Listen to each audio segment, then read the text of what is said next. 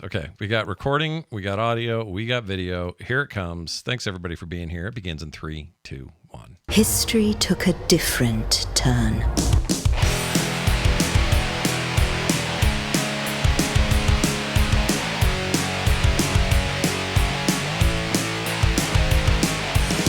Hello and welcome to Core. This is Core for January 18th, 2024. I'm Scott Johnson with Bo Schwartz and John Jagger, and it's time for us to talk about the video games. Okay, that's what we do here. It's actually it's a big day. I recorded a new third episode of the Greg Street podcast where we talked a bunch about story and lore and starting from scratch for an MMO story, and had this amazing guy that got working over there on there to answer some questions. And then Microsoft had an event, which we're going to talk about today. And then now this is a full day. Oh, and I had a morning show this morning. Things going well over at Greg's studio. Floating magic. Yeah, they're magical. Now you made fantastic pixel land. No, fantastic pixel magic castle. Pixel castle in the sky. Close, very close. They are doing great. They're well into the prototype phase. They have a bunch of foundational story stuff already done and ready. You should listen to that new episode. I thought it was super enlightening. And it's up now on the podcast feeds, and there's video and all that stuff, so you can check it out. I'm it's just excited. Been busy. I dig hearing what they're doing. I like getting the perspective from this early. Yeah. I'll be watching after today's recording. Today, very nice. So all right. Well, between now and then, we got a bunch of stuff to talk about, including just a quick thing I wanted to mention. GTA 6 had a bit of a moment this week. It is now the second most viewed game trailer of any game content on YouTube. Oh, wow. Jumped to second. Now, you might say, oh, that's interesting. What did it jump over? Well, Minecraft was second for a long time. GTA 6's trailer is now ahead of that. Guess what still has it beat and probably won't get beat? Skyrim? Nope. A Google Play trailer from 2012 for a mobile game called Subway Surfers. That's still number one. How did that happen? I don't know. I mean, 2012 is a long time ago. Wait, I think it's jacked a little bit. What do you mean? Subway Surfers is... There's a meme with Zoomers. You know, the young folk? Yeah. The anti-boomers? Sure. That they can't actually watch a video without Subway Surfers playing also in the video. Is that true? As well as, like, other things. Yeah, because, like, everyone young has too much ADHD to just sit and watch a boring-ass video. Like, this video would kill them. Like, our core video right now. Oh, they couldn't do this. But they could do it if you put, like, a little box overlay of Subway Surfers. That's the game that's memed about always Subway Surfers. So I don't think people are watching it. I think people are using the clip to make their streams more interesting to the Zoomers. Which counts as a play every time they go pull yes, it. Exactly. You know what, Bo? I'm really impressed with how plugged in you are to the youth. Zoomer culture. Look at that. Yeah. I learned today. I have too. Yeah. I feel like the Zoomers owe you a debt of gratitude for being their spokesman. I think their view count is sus. People are not watching Subway Surfers because... Oh, what a sweet game, man. Remember when that trailer, like, I go back and watch the Skyrim trailer. Like, I'm just like, damn, that trailer just, like, made me feel things and still does. Yeah. That's not Subway Surfers. No. Subway Surfers it's meme. It's an endless runner. It's not even a very good one. And 2012 was a long time ago, but I think you're probably right. Still, from a technical standpoint, the view count is higher.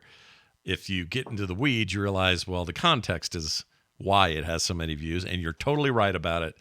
But if we're just looking at numbers, also currently number one. Subway Surfers out 2012, right? Yeah. So I think you need to go like a view per. I think you need to break it up some way. It's like it's got 10 years on the other trailer. Like what the hell? Like, yeah, that's true. It's also kind of crazy. So I'm pretty sure GTA. What's the numbers? What's the numbers for the first one? Shoot, I forgot to grab those. I can tell you real quick here. It is 35 million for Subway Surfers official trailer. Jesus Christ. Yeah, it's a lot. Where's the news article? There it is. GTA 6 trailer is. Let's see. Number one, number two. Wait, no.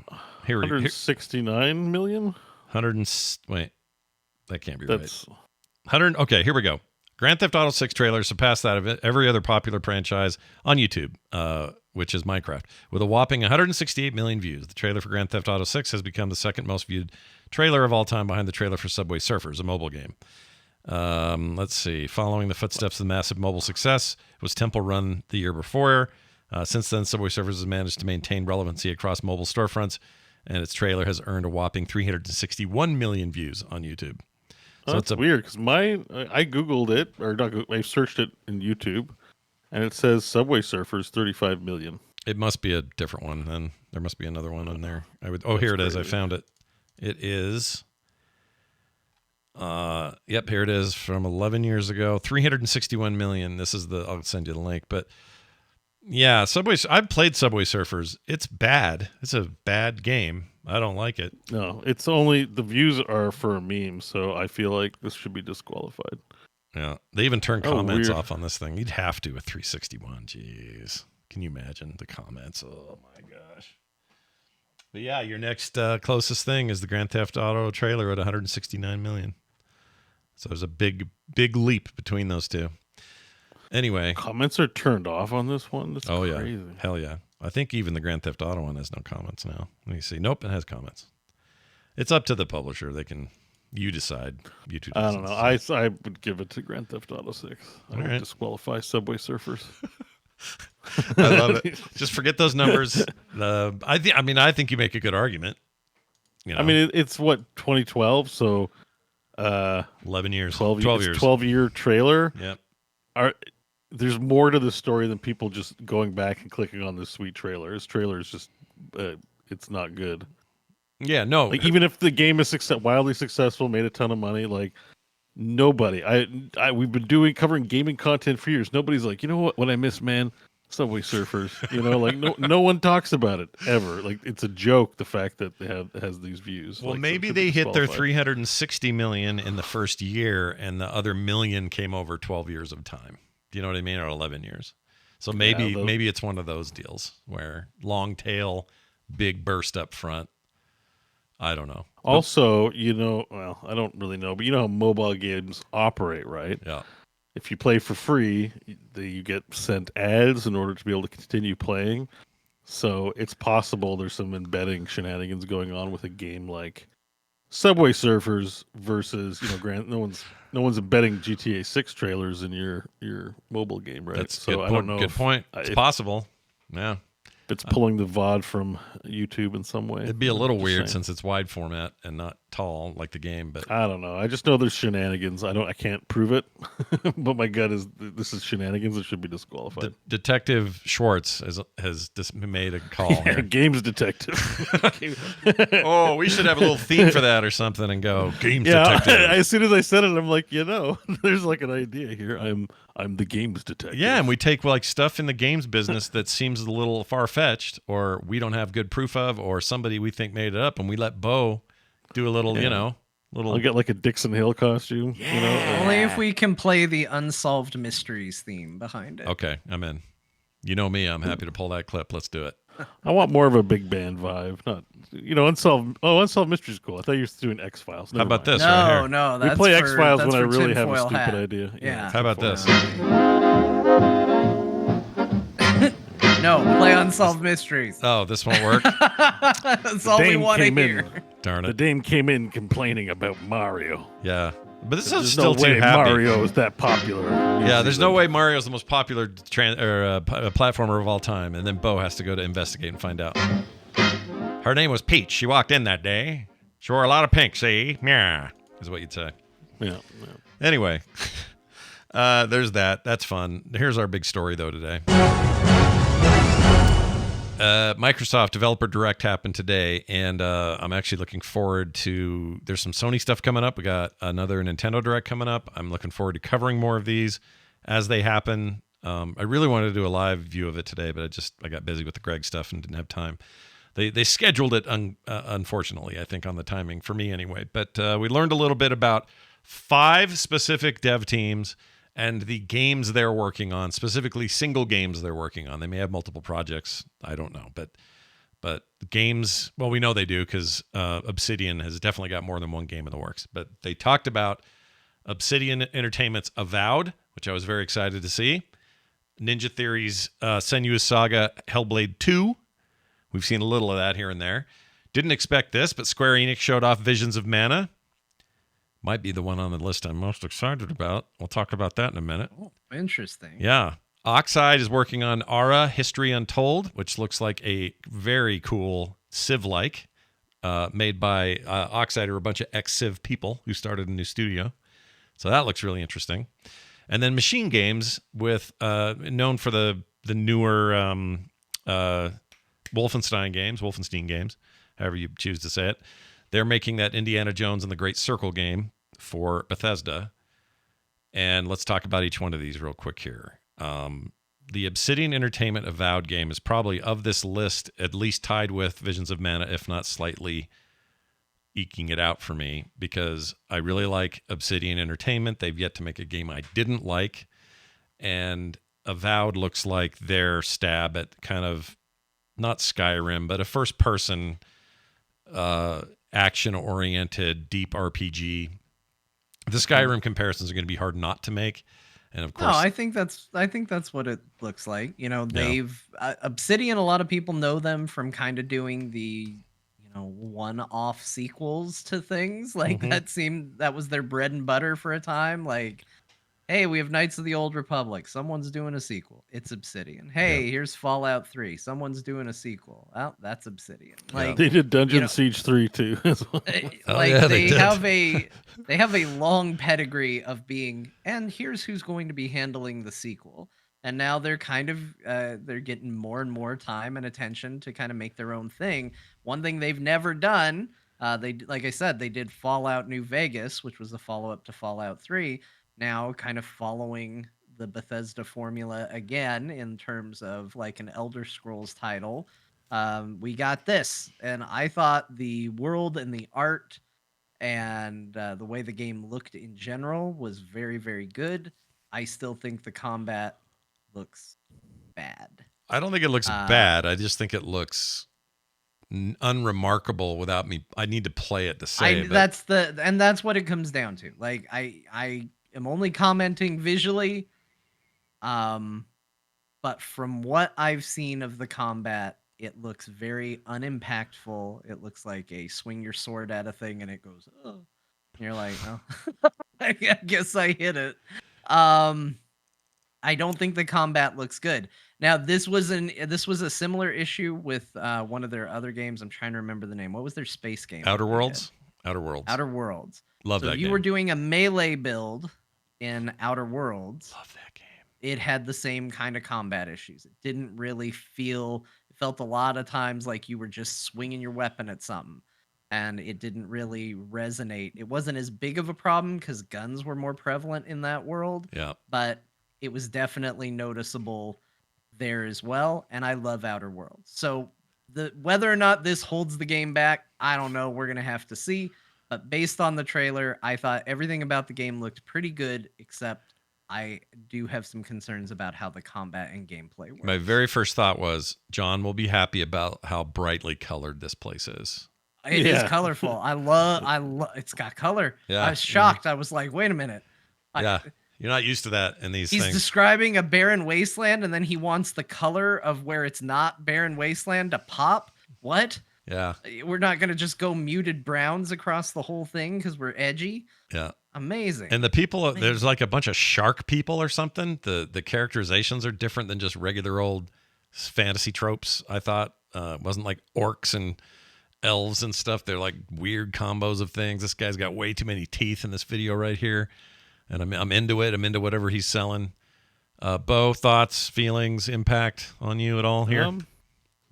John pretty much summed it all up. It looked pretty sweet, but I wasn't stoked about the combat. It doesn't mean it's bad. I didn't look at it and go like, whoa. It's kind of like, okay, like we'll see. Maybe a little slow and stilted, the combat. Maybe that's what jumped out at me. And I'll admit, the strength of my favorite Obsidian games were never the combat. My favorite game they ever did was Fallout New Vegas, and the combat's really just Fallout 3 combat, and it's okay. It's fine. Well, I think part of the disconnect is sometimes they do these trailers like, we want to make sure we show everything clearly, so we're going to play this game in a way that nobody plays them. Right. Because they're doing it deliberately to demonstrate how things work, which is like maybe a good and a bad thing. I don't know. When you see a Diablo trailer, or just gameplay, you see like them using all the abilities kind of resembles a lot of how you're going to play it. Mhm. So the way they're playing, like, it being very stilted, it's like, here's an attack, here's shield up. It didn't really feel like I was getting. It felt like I could be misinterpreting this because they're just demoing how the moves work and not really playing the game. Yeah, So, it felt very safe. I agree with yeah. that. I don't know. We may see more before the fall, but fall is the release window, and this is the first time we've had a release window for the game since they originally announced it. So get excited, I guess, for that. Sometime this fall. And I have to say, overall, we'll get to the rest of these games, but I liked this. I liked the style of this thing, the whole presentation. I liked the idea of walking down the halls of these offices of these devs and really focusing on them and letting them tout their games and talk about this stuff. It wasn't Microsoft going, we've also got this other game that we're making someone make, or, it's not like they didn't overlord this thing. They just kind of let everybody showcase their own stuff and did it in a really nice, I thought, stylistic way, and lots of behind the scenes footage. Getting a soda in the background. That was funny. That actually cracked me up. Little moment there. Hearing an interview, guys like, I'm thirsty, I'm working. I don't care that you're doing an interview. I thought that was great. That was great. That was the Aura guys. Yeah, was that that's right, the Aura guys. Yeah. And then when that guy was Oxide. done, he goes, yeah, that's Bob. We started the company in his basement or whatever. And yeah, I I'm don't know. gonna say, of the environments we saw, the dev environments, I feel like this was a great advertisement to work at Oxide. That company looks like they just want to have a good time. Yeah. And make an awesome game. Like, not just party. Like, they also want to have a good time. But Yeah. it felt not exactly super corporate structured, and it didn't feel like absolute chaos. It just seemed like they were having fun. Yeah. I like that kind of thing. I just like maybe it's this Greg Street stuff that gets me in the mood for it, but I just like a feeling of, here's what we're doing. Hey, we're people. Here's an artist working on some stuff. It didn't feel forced or made up. It just felt like a good look at what it's like making games. And I don't know. I like that kind of thing. So more of that, Microsoft. This is more interesting to me, even though I like Phil Spencer. I don't need to just listen to him or you guys go on and on about, we know you gamers. We don't need that. Yeah. It was nice not to hear any of that shit. That's true. I think that's my big takeaway is they didn't do like that, and I like that. So more of that, please. Ninja Theory showed off more of Senua's Saga Hellblade 2. I still haven't played the original. I owned it forever. I don't know what my deal was with that thing. But this one was fine as far as it's nice to see people at Ninja Theory. It's nice to get this kind of look in the behind the scenes and all of that. But I didn't feel like they told us or showed us really anything new. It was all stuff they've talked about before, and they've already kind of done some pretty in-depth stuff at other events for this game. So Yeah. it was I just mean, kinda there's samey. only apparently the game's going to be pretty short, so they can't really show that much without just showing the whole game, I guess. Yeah, for sure.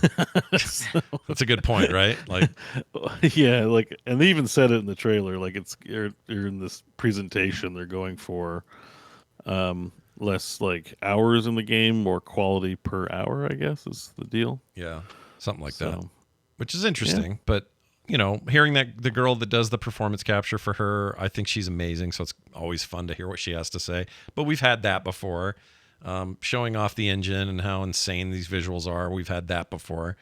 They just didn't really we didn't get anything really super new here. But I feel this felt like we already know all this, but I it's get just why them reassuring you're us. showing it off. I get what you're doing, but it feels like such a known quantity here that it didn't feel like much. Yeah, and it may end up being the game of the year. I don't know. It looks insane, but I just whatever. It was hard to get excited. However, it was a lot of like this game is good and this is why, rather than talking about the nerdy stuff. Yeah, they didn't get in as much of the weeds like Obsidian did. This thing comes out on May 21st, by the way, so it's soon-ish. Pretty soon.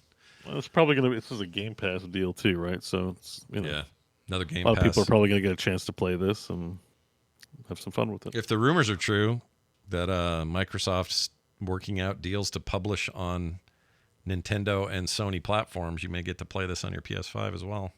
I don't know. Oh, sweet. Just rumors, but maybe they'll come true.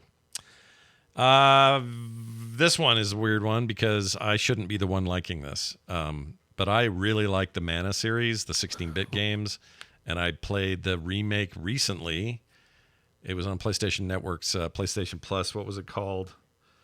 Something of Trials of Mana, the remake of that. Yeah. And this looks very much like in that vein of that remake, except it's a brand new game called Visions of Mana. First new game for the series in 15 freaking years. Yeah. So I was a bit confused because at one point he said there were 17 Mana games. Oh, that's So is it still that doesn't sound 15? right. Is that right? Wow. Yeah. 15? Wow, that's if that's And the true. reflecting on the past bit. Yeah, I mean, they might not all have been NA releases, but they did go through the list of titles, right? Like, yeah, I'm looking at about Yeah, 1 I minute. mean, like some have been called Final Fantasy Adventure. Like it's had some rebrandings here and there. Because there was a Final Um, Fantasy, not There's spin Final off, Fantasy but Adventure, Yeah, Secret Final of Mana, Fantasy Adventure, Secret Trials of of Mana, Mana, Dawn, Legend of Visions. Mana, yeah, Sword of Mana, yeah. Children of Mana, When was Trials? Friends of of Mana. Shut I up. don't know. They just showed Dawn of Mana. Well, This is in their that's a trailer. mobile. That's a mobile game. There's DS Heroes of games. there's- Mana? Yeah. So Circle of Mana. Hang on. Rise of Mana. Yeah, Adventures of Mana. the Taste of Mana. Collection of Mana. Yeah, lots of Secret of Mana. I guess that's a remake. Trials of Mana remake. yeah. Trials Legend was of remake. Mana remake. Echoes of Mana. I can't remember if I'm in remakes now or not. Mo Mana, Yeah. Mo problem. Mo Mana. Yeah, but I got I mean, it 99 still manas. might be true that they haven't Yeah. had an original one in 15 years. So I'm not trying to contradict you. I just know they said seven. They did for sure say 17 releases with the under the Mana. Or what Yeah, this it team's must doing. be original stuff because this is a brand new everything. This is a new game in the series. No remake, no remaster, no transfer from another platform, port, or any of that.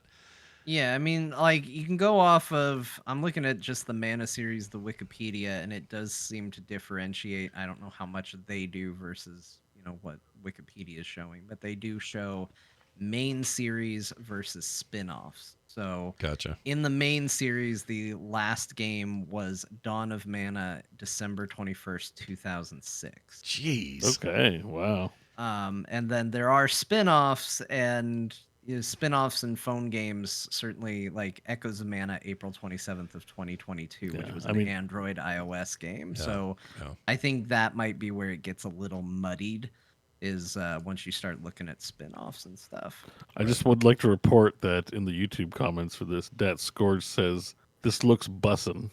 Bussin'. See, again, you're a people of the Yeah. Z's. You're man of the Z's, dude. You're bringing in their voice. You see them. Bo sees you, Generation Z, with your bussin'. Yeah, and yeah. your- This looks bussin'. I'm like, I don't. It looks good. I agree, but I don't know if it looks bussin'. What the hell? I'm still not sure what bussin' means. I'm- I'll admit yeah, it. I mean, I think it's like bustin'. So like Like great. bust a Like it's- moving, like great. Like yeah. Yeah. I mean, that's what else?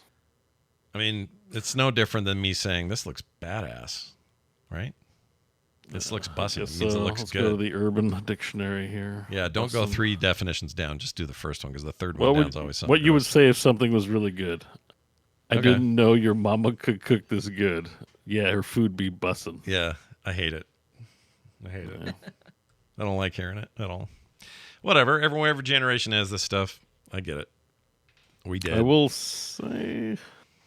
Everyone has Oh, their that's stuff. an interesting one. Don't look I at was those. expecting Don't look at those. penises, but it was more racist. But Yeah, that's don't fine. go down the list. You never. That's the trick with Urban Dictionary. The first one's usually right. The The world, bottom one here is good. Bussin', the worst word ever made. Okay, It well that is one I bussin'. agree with. Oh, SDFU. Scott's still contributing for Yeah, I put that in Urban last week. Dictionary. Thanks, Topaz99. Many Is, of us agree. can you check? Look up GERP. GERP. Is it still? Is the what's the number one? I just wonder if it's still there. I haven't looked in a long time. GURP, the best orc hunter of all time, World of Okay, Warcraft. still there. Sweet. Leave it up there, baby. I didn't put it up there. I don't know who did. Anyway, moving on. Let's go. Okay, so I did want to say this. Well- so first of all, I didn't expect Square-Enix to be here in this event. I think that's great. Yeah. It's good for Microsoft. It's not, this isn't Final Fantasy 16's now coming to the thing. It wasn't like that, but it was. Well, we was already nice. have that, but Yeah, we already have that. That's a good point. Well, not on Xbox, we don't. So that's what I was thinking. yeah, they've said right. Like Four- but they've 14, said yes, it's coming, right? not 16 as far as I know. 14, yes. Oh, maybe I'm thinking of the PC version. I'm thinking of the PC version, Oh, okay. Yeah, you might be. which is happening. But this looks rad, and it's coming summer. And they didn't say whether it was on Game Pass or not. I doubt it. I'm pretty sure I've told this before, but Secret of Mana was a first video game obsession of mine, and I marked up a rental copy of Secret of Mana. I put a little Sharpie mark on the rental copy because they had two at the place we rented games from, and I wanted to make sure that I could get the one with my save on it. Yeah. Because that's how video games used to work, everybody. Before memory cards and all that, when it saved on the cartridge, if you were renting it, which was also a concept, I needed to make sure I got the right one. So I Sharpied just a little line, like an oops, but not you're going to get in trouble for it, so that I would know. And then I hatched perhaps the greatest scheme of all time. I got a diary. And I wrote in the diary multiple days in a row. Yeah. And I think I even backdated some to like really sell that this has been an interest for a long time. And every entry was about Secret of Mana and how much I liked it, how much I wished I could play it, and how sad I was if I couldn't rent it or they didn't have it. I'm distraught. No, you should have bought it. You know, your parents and should I let you just buy it. bunch of entries, and then I started just leaving the diary around the house. So that your parents would see Oh. this. Yeah. Yeah. Did they see it? Did they read it? They bought it for me eventually, so I think They definitely saw it. They definitely saw I think they saw it. It took a while though. It was not an easy to acquire video game by the time I wanted it. So I think they had to do some searching for that one. I You're played that such with a the nerd. four-player adapter because it was one of the few adventure games where you could get 3 players all at the same time. That's true. Yeah. Yeah. That was actually pretty impressive. And I bought too many multiplayer adapters because you could for certain games, but it would end up being the only game you'd play with it. Kind of what a waste. But anyway, yeah. The other funny thing about it though is it's also one of those classic like early versions of like, yes, the game is technically multiplayer, but you have to play so much of that video game before the other characters join your party and multiplayer works. Yeah. So I remember when I finally got the game, I was like, guys, we can play this together. And I was like, now sit there and wait. I will eventually have other people in my party and you can control them. And it's like many hours into the story when they finally show up. And so everybody's just watching. Like, when do we get to play? It is weird. Like, don't worry about it. Yeah, they don't do that anymore. I mean, I assume this one's going to let you do it from the get-go. But my question is, John, with your little scheme, did you ever have anybody overwrite or delete your save? Because that could have easily happened. So did that happen? It did. And I saw someone say always save in the last spot. I did try that. I had somebody clearly returned it and just deleted everything before they returned it. Real chaos. Oh, what a monster. Yeah, because I got my marked up copy for rental and none of the saves were on it anymore. That makes me sad. Makes me sad for little Johnny, you know? Yeah. I probably wrote about it in my diary. Do you still have this diary? No, I don't think so. I don't. I'll have to see if my parents still have it. And I can read you all my longings for Secret of Mana to be in my life. We'll have Dear Martha's for weeks, man. If you have that somewhere, we should do it. We don't know for sure if this is multiplayer, do we? The new one? No, I don't know. Actually, I assume it is just because they've featured that in the last remake. But we should multiplayer it. Oh, I'd play this. Let's play it. If it was multiplayer, it'd be so great. Yeah, it looks cool. Like I was like, I'm not sure. I haven't played a Mana in a while. I think like I could see myself playing this if it's fun. They're my favorite Square-Enix games. Aren't they originally Enix though? These, or maybe I had it over. Square. Are they always Square? Okay. Yeah. SquareSoft. Anyway, that's Visions of Mana. Will be PC. Yeah. Will be. PC. It says available on Xbox Series X, S, and PC. Okay, cool. And maybe more after that. We'll see. Oxide is the place we all want to work and buy soda. Yep. Well, he didn't buy it. It looked like he just went in and got one. Yeah, that seemed all right. Ara, and, or is it privilege? Am I saying it right? Ara? It's not Era, right? ARA. Ara, History Untold. So these guys are a bunch of, like I said, Civ 6 developers, lots of other tactical turn-based sort of devs. And this is their first big boom. with this game called History Untold. And it's basically a Civ-like, but way deeper. Kind of has a weird simultaneous turn-based system. Kind of hard to explain, though. We'll get to that in a second. But they have what they call a living world, which is this procedurally generated alternate Earth with like animal life and other stuff happening on it that evolves over time on its own, whether you do anything with it or not. There are mechs, there are crafting systems. They go from ancient times all the way up to what look like future building times. And it looked pretty good. And comes out this fall also, and will be controller ready as well. So console people should be happy, or even if you prefer it on PC with a controller, you'll have that. This announcement was really interesting for me because it was like a wave of interest and disinterest as I went through it. They're like, hey, here comes a strategy game. And it's like, okay, tentative, because I like the turn-based stuff, but I tend to not like the real time. It's like, hold on.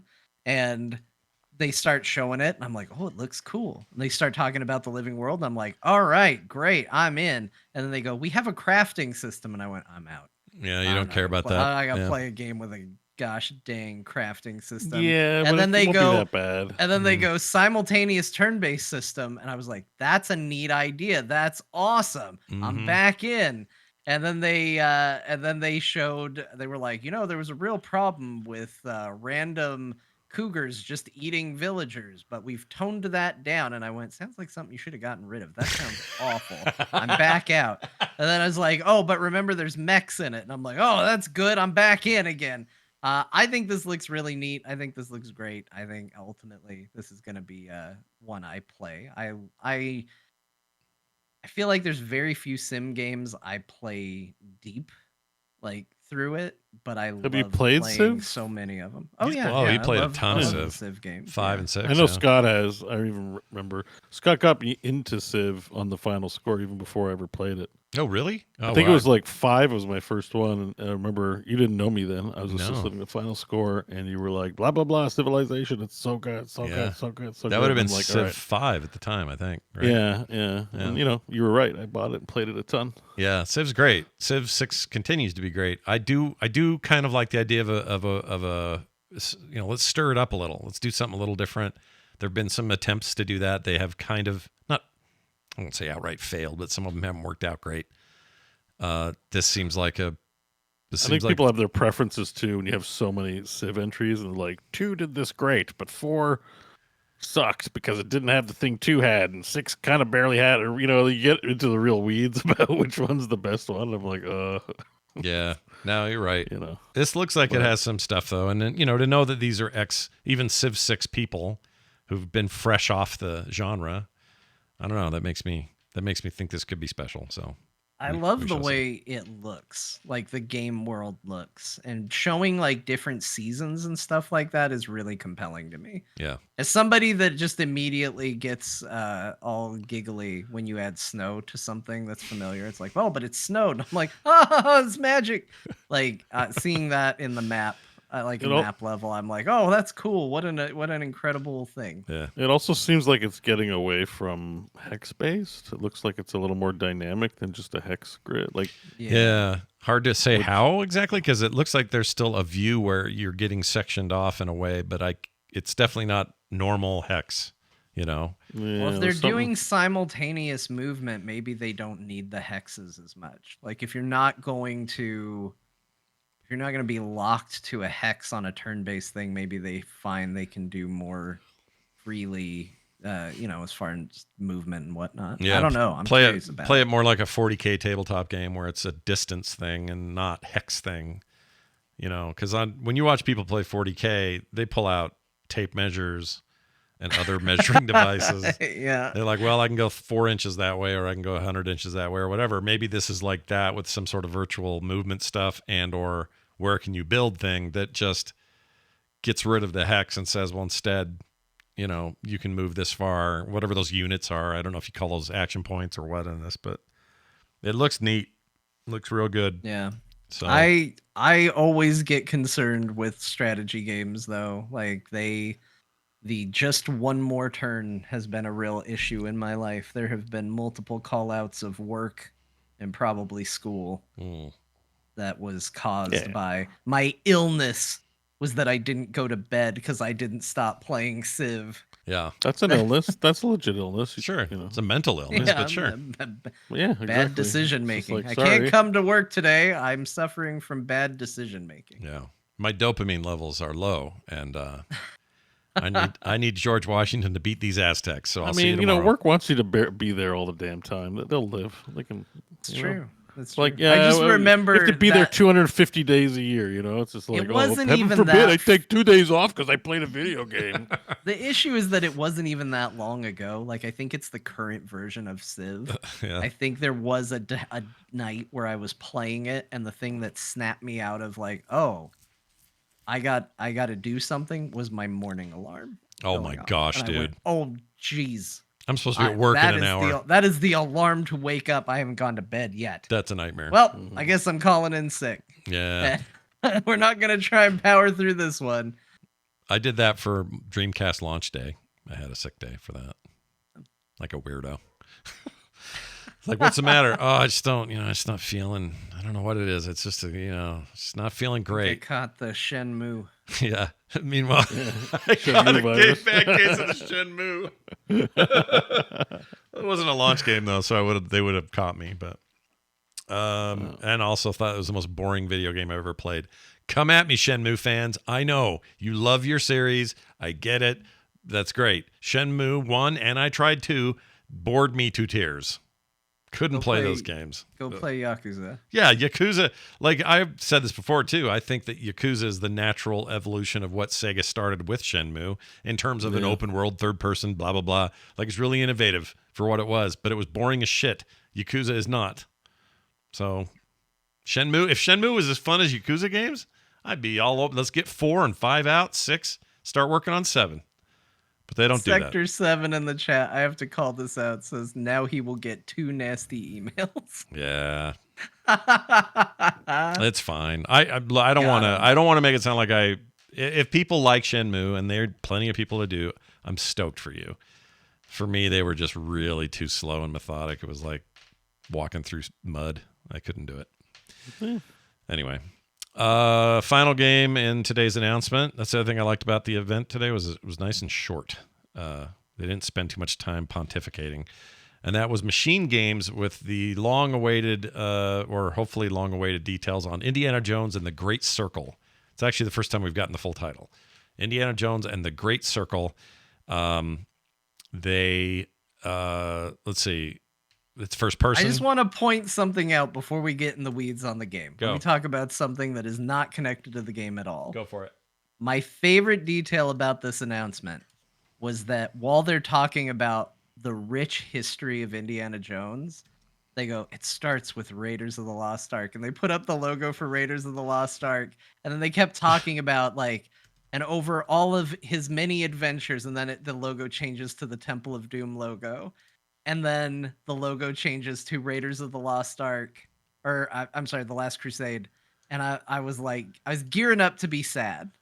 And I was like, And then they shifted away. They only showed and talked about 3 Indiana Jones movies, and I was so happy. I was like, maybe this game will be good. Yeah. The developers only showed logos for 3 of the movies. Yeah. Maybe this is going to be awesome. Maybe it'll be okay.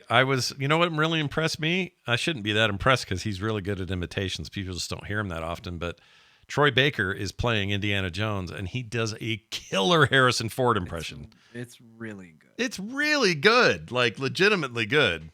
You can tell it's not him. But the only issue is that I know it's Troy Baker. Like I could hear him, but it's one of those things. It's like when you have a friend that does a really good impression. You're like, oh, they're so good at that, but you also recognize that it's your friend. Yeah. It's that problem, but it is extraordinarily good. Yeah, it's fantastic. If you haven't heard the trailer, heard him talk, I should have grabbed some and I didn't, but it's very good. It's a shooter. It's again made by the Wolfenstein people that did the recent ones. Those first couple were incredible. That one with the daughters was bad, so I'm a little worried about that, but whatever. They've been working on this for a while. It looks pretty. It looks like it's got the, spirit of what makes indie great. As long as there ain't no time travel or crystal skulls, I'm in. So sign me up. We'll play that game. Oh, and it's got, I should mention, it's first person, so you're whipping in first person. and it's a shooter. Yeah, that was the thing that I was initially iffy about, but I think they sold me on. Yeah. Like when I started seeing first person stuff, that was like a red flag, a little uh-oh. I don't know about this. And then as they showed like, no, you want to look at the tombs, like you want to see the bugs and the rats and you want to be in it. I was like, yeah, let's kind of follow that logic to a degree. We're going to have to see, but like I certainly gained an understanding of where this decision would be. Because they're definitely not. I think you said a second ago it's a shooter. They're not billing this as a shooter. Like, in fact, they seem to be heavily discouraging, like gunplay. Like they know you're gonna fight at some point, but it seems like more, it's about finding other solutions. They called it Indiana Jones solutions. Yeah, Like, I don't know what that is. Dropping something on someone or whatever, but I thought it was pretty good. I think the only issue I'm actually having, and I think I'll probably get over it pretty quick, is I am struggling a little with some uncanny valley on Indy's face. It looks very good, but Harrison Ford is very emotive. Like he's so like when he gets interviewed, he's like like he doesn't emote very much, but when he's acting, he does a lot of facial stuff in his acting. And so the model is really good, but it's not as emotive as Harrison Ford typically is when he's acting, and I think that's causing a little uncanny valley. It looks like what's his name under there. You can tell it's Troy Baker a little bit. That's motion capture and eye capture from a face we're familiar with, and so every once in a while I would see him move his eyes and go, well, I see Troy Baker in that look, and then it would look like Indy again. So it's going to be a little funky, I think, but I assume that's the best we can hope for. And you punch and whip a lot of zombies, Nazis. We hope not. And I'm all not zombies, Nazis. Yeah, I'm all into punching and kicking Nazis. Do it. Let's go. Yeah. It's actually a weird connection too because of the Wolfenstein thing. Like, because the Wolfenstein games have good cutscenes, man. Like, yeah, I have a feeling like they're gonna be pretty good on telling the story. Yeah, and melding both. What if at some point Indy gets pulled into an alternate reality, and it's the Wolfenstein universe, and then he teams up and helps fight the Nazis in the other world. BJ Blazkowicz and him are on the road. Yeah. Oh my good lord! I kind of like this idea now that you've said it. Look, I know that sounds crazy. Yeah. But if you've played the other Wolfenstein games, it isn't that crazy. No, it's not that nuts. But that game can get away with it, given its source material. I think this has to probably adhere to something less crazy, but also the movies have done such a good job of that. Yeah. But this is the kind of game that potentially it's not just like shooter fans will enjoy. Like everybody knows what Indiana Jones is, so everybody's going to be buying this game. Not everybody, but you might not be much of a gamer, but you could still be an indie fan and want to play. Like the sweet looking indie game, like the graphics look pretty good. Yeah, it looks really good. Yeah. And if there's a focus on discovery and tomb rating, actual rating of tombs and that sort of stuff. Yeah, so I wouldn't expect this to be a very hard game as well. Oh, I'm sure it's pretty accessible. Yeah. Although that Wolfenstein game, if you cranked up the difficulty, that was freaking hard. That game. Yeah, but I'm sure they'll have a difficulty slider in this too, so that point might be moot. But I just feel like this is a very mainstream franchise. So I agree. Overall, pretty good lineup, I think. It looked fun and good. There was a few things missing. I thought they were going to show more of that weird stop motion-y looking thing that I forget even who's making it. Crap. Maybe they're not far along enough. I thought maybe Blade, but Blade's probably not far enough along.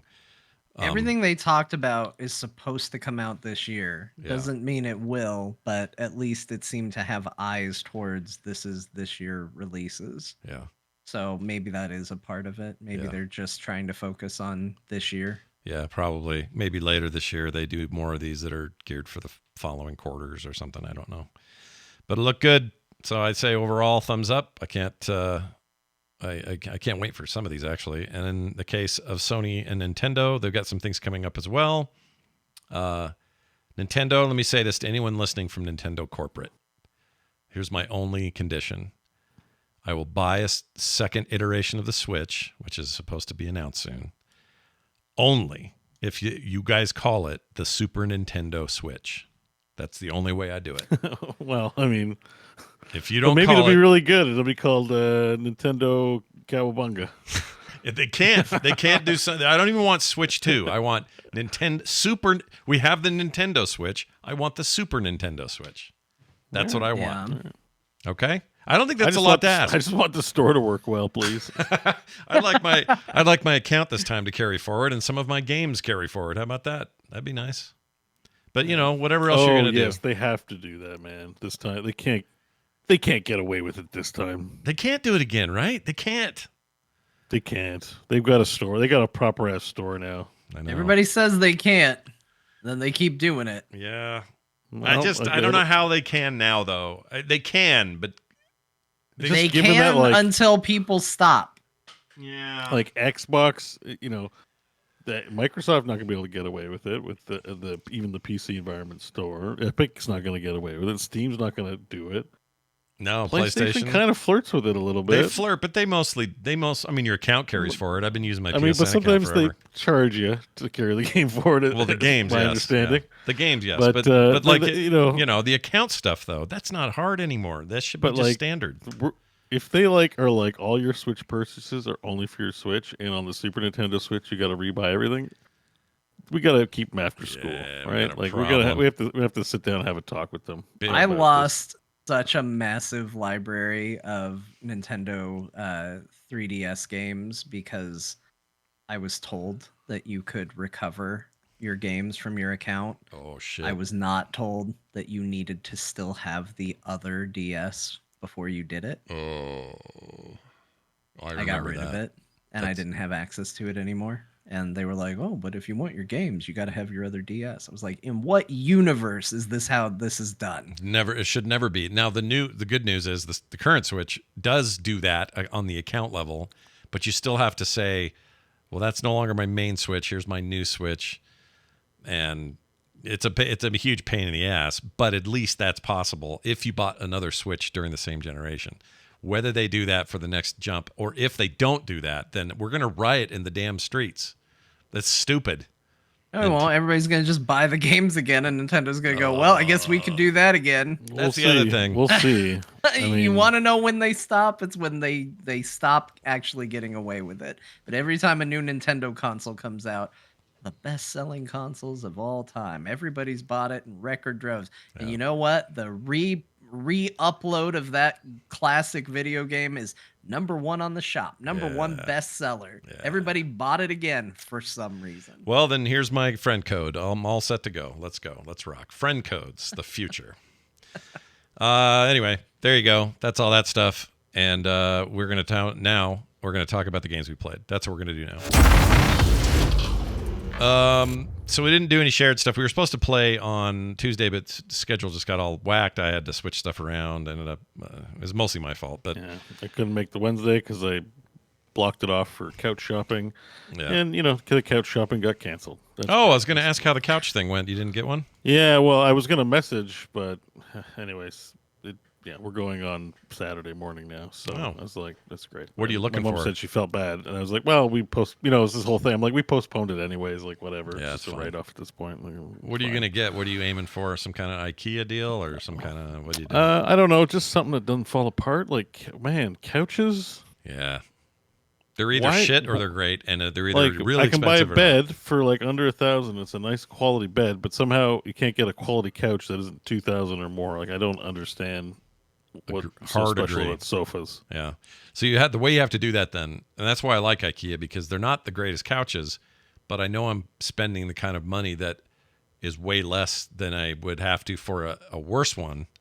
So even if it breaks, I'll spend less over the couple of years I have to replace it than I would if I'd bought like the $3,000 one. Yeah, I don't know. We're really just going shopping. I don't have anything in mind. I'm just trying to. I think one of the tough things buying online is you can't see how they feel, so like we're looking for that, and it's mainly for my mom. It's not so much for me. Like, she just doesn't have a comfy chair to sit in, so I just want to get her something nice. Look at you. Something You're nice and comfortable. Such a good son, you know? Always thinking of your mom. It's good. It can be hard on your back or whatever if you have a bad thing to sit on. And we had a cheap, an inexpensive couch and it broke. And I'm like, I want something that doesn't break. Good Christ. Like, you know, I don't see why anyone should spend $2,000 on a thing you're going to sit on.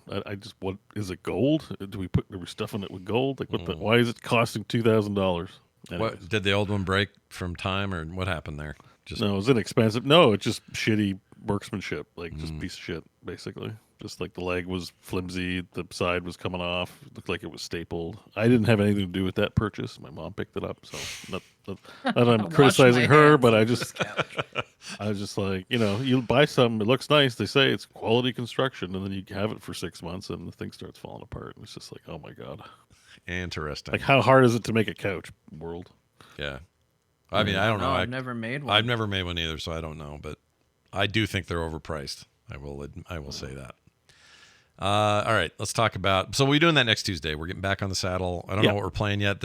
They put out, so with all this other stuff going on today, there was a brand new thing from ESO with a bunch of stuff coming to that, and then there was a video for Sea of Thieves.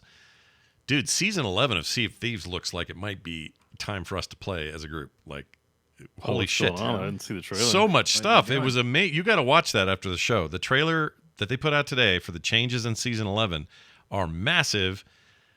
I don't even know how to describe most of it. The trippiest bit is no longer do you have to get in a boat and ride forever to find a thing. If you know where you're going, you can now, it's basically quick travel, but the way it works is the boat submerges, as silly as this sounds. The entire pirate boat goes gloosh under the water. You're under the water for a little while, not very long, and then boosh, you come back out and you're right where you were headed. That sounds awesome. It does sound awesome. Lots of stuff like that. It's time-saving stuff. They changed all the menus so you can get into the story stuff super quick. If you want to just go in for a quick gold run or a chest run, you can do that and actually get something for that. There's really not a way to do that normally. There's the solo play aspect being added. Like 11 looks crazy to me. So I mean, I'm down. I think that game's fantastic. I only have one criticism, and we all know what it is. But other than that, it still wouldn't stop me from playing, and I'd love to play with you guys. Wait a minute. Great. What was? I'm trying to remember now. Was it the store? You can buy things that you couldn't otherwise earn in game. That's what that was. Yeah, the whole idea is that you do all this to, you know, gussy up your pirate and your ship, but you can also just spend money to gussy up your pirate and your ship, and then at what point does it matter? With the same exact stuff, all of it? Yeah. Yeah, basically it's like if you played World of Warcraft and you can just buy your gear. Oh. And then run the dungeons anyways. Like buy the gear you could get from like dungeons. Like it's basically that. I thought it was all cosmetics. Well, it is. Well, it is. But that's the point. Oh, because this game's, they're not getting itemized loot anyway in this game. You're just there's no like loot or weapons. There's no RPG mechanics. It's just a fun experience. But it's just part of it is the accumulation of wealth. Like you turn in those chests to get gold, and then you save up that gold and buy yourself sweet items. Yeah. But why not swipe a credit card and get even sweeter items? And then it's like, well, what am I doing this other shit for? There's not even RPG mechanics. Like it's the one thing you're doing is getting cosmetics, and it's like, yeah, but you could just buy it. I don't know. It's just I hate that stuff. I don't like that either. Yeah, that's not good. I misunderstood how that worked. I thought there was, I don't know what I thought. But now that makes sense when you say it. But you just ignore it. Like it's fine. Like every time I go in, I play and I have fun. So it's not a deal breaker. Playing with you guys sounds like fun. So maybe that or maybe something else. I don't know. But we're gonna play Tuesday. So check it out Tuesday at noon Mountain Time. Scott Johnson beat another video game this week, fellas. Oh my goodness, man! Maybe this is gonna be the year where we're going, hey, who won the most games between you and me? You better start writing these down. Well, I can tell you this. It is another case of a game that, well, you know what? Technically, it's only been on PC since, 2020? So even though the original game came out on the PlayStation 4 in 2017, the same week the Switch did, which is unfortunate because Breath of the Wild kind of screwed around with the numbers. But anyway, I finally beat the entirety of Horizon New Dawn. Zero Dawn. I keep saying New Dawn. I wrote New Dawn again. What is wrong with me? There's another game with new in it? and the word dawn, right? Zero Dawn. Okay. You think I'd know the full name of the game I beat? I always screw that one up. But anyway, I beat it, and technically I played that game almost to completion on PlayStation back in the day, and then replayed an entire playthrough this time. And I am here to say that that game is rad, and I think Zero Dawn deserves way more credit than it does, or maybe it gets just enough credit. I don't know, but it's just one of my favorite of these open world games with, you know, action combat and crazy story. Everyone always complains. I said this on the stream. I streamed most of it. Everyone always complains that nobody's doing anything original in games anymore, and movies or whatever. And I think that they just aren't paying attention to the stuff that does. This game has so many ideas that are just different, and mostly it's at the story level and the world building level, but they're still very different and new and interesting and not as derivative as everything else sometimes seems to be. And the story and the concepts that are introduced in this series are so freaking cool. And I hope the supposed Netflix live action thing they're making around it, I hope it can live up to it. I don't know, but I really, really like it. It made me miss Lance Reddick because he's all over in it. Just passed away. It's a real bummer. But his character's great. Silence is his name. And yeah, it's rad. Aloy's great. It's an amazing game. I love the series, and I beat it, and was so happy about beating it that I immediately went and started a fresh run of Horizon Dawn Forbidden West. Or Horizon Forbidden... Wait. You left what? the... What? Hold on. Horizon Dawn Forbidden West. Take now Dawn you're just out of there. adding Dawn to the title. Take Dawn out of Horizon everything. Forbidden West, right? Yes, thank you. Horizon, Forbidden West. The sequel. And when I bought that for PlayStation 5, right around the time... Well, whenever it came out, it was after the launch of the PS5. But at the time, I was like... Well, I never beat the first one entirely. Do I even want to do this? Kind of had a John moment of like, well, I can't do this unless I play the other one. So I just sort of put it all off and kind of forgot about it.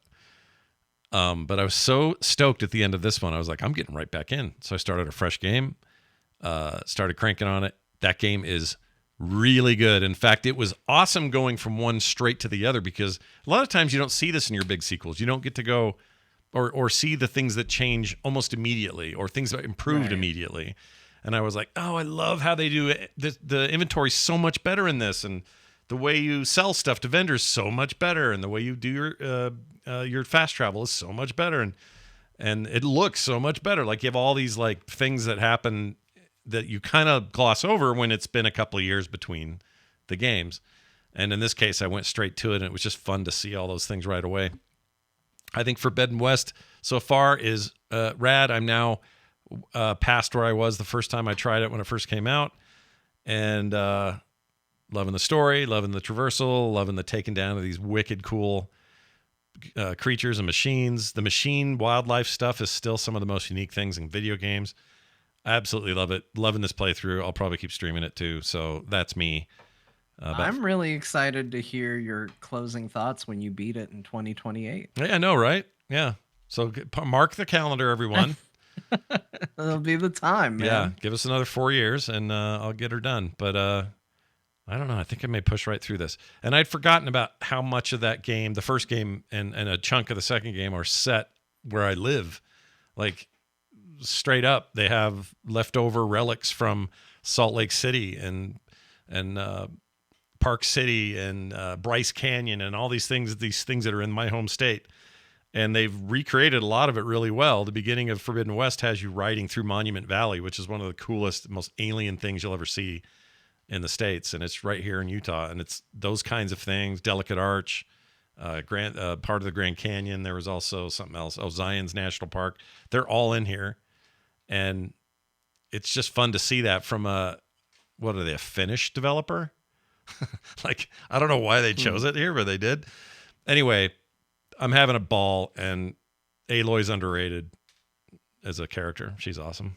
Really like her. You were playing on Steam Deck or on like PC? PC for the first one, and Forbidden West on PS5. That's the only place it is right now. So it is coming to PC though. So sometime people think this year Sony will put Forbidden West on PC, but I'll just finish it out on PS5. It's not a problem, and I can stream from that, so it's no big deal. But yeah, having a ball. Congratulations on your victory, though. That's good. Thank Maybe you. you'll have 2 games if momentum keeps up. I know. They'll both be older games. Fantastic, Scott. Good job. Hey, it doesn't matter. That's Doesn't fine. matter. A beaten game is a beaten game. But games are new the moment you play it anyways, right? Or Yeah. whatever was I said before. Like, it doesn't matter when it releases. It's when you find it fun to play. So Yeah, no, you're absolutely right.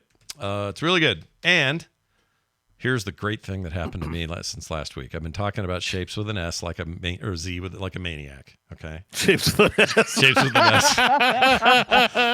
And My goodness, that's everyone great. loves to give me shit about the Z thing. But anyway, the developers reached out to me after I quote tweeted something they did, and I was raving about the game, and they said, hey, we'd love for you to get an early look at the demo that's coming out on the 25th. We'll just give you early access to that. And so I can't actually show any video from it, although the video I'm showing now is their official trailer on YouTube, so I can totally show that. But I'm under an NDA on my video, at least until that day. But I played a ton of that that demo.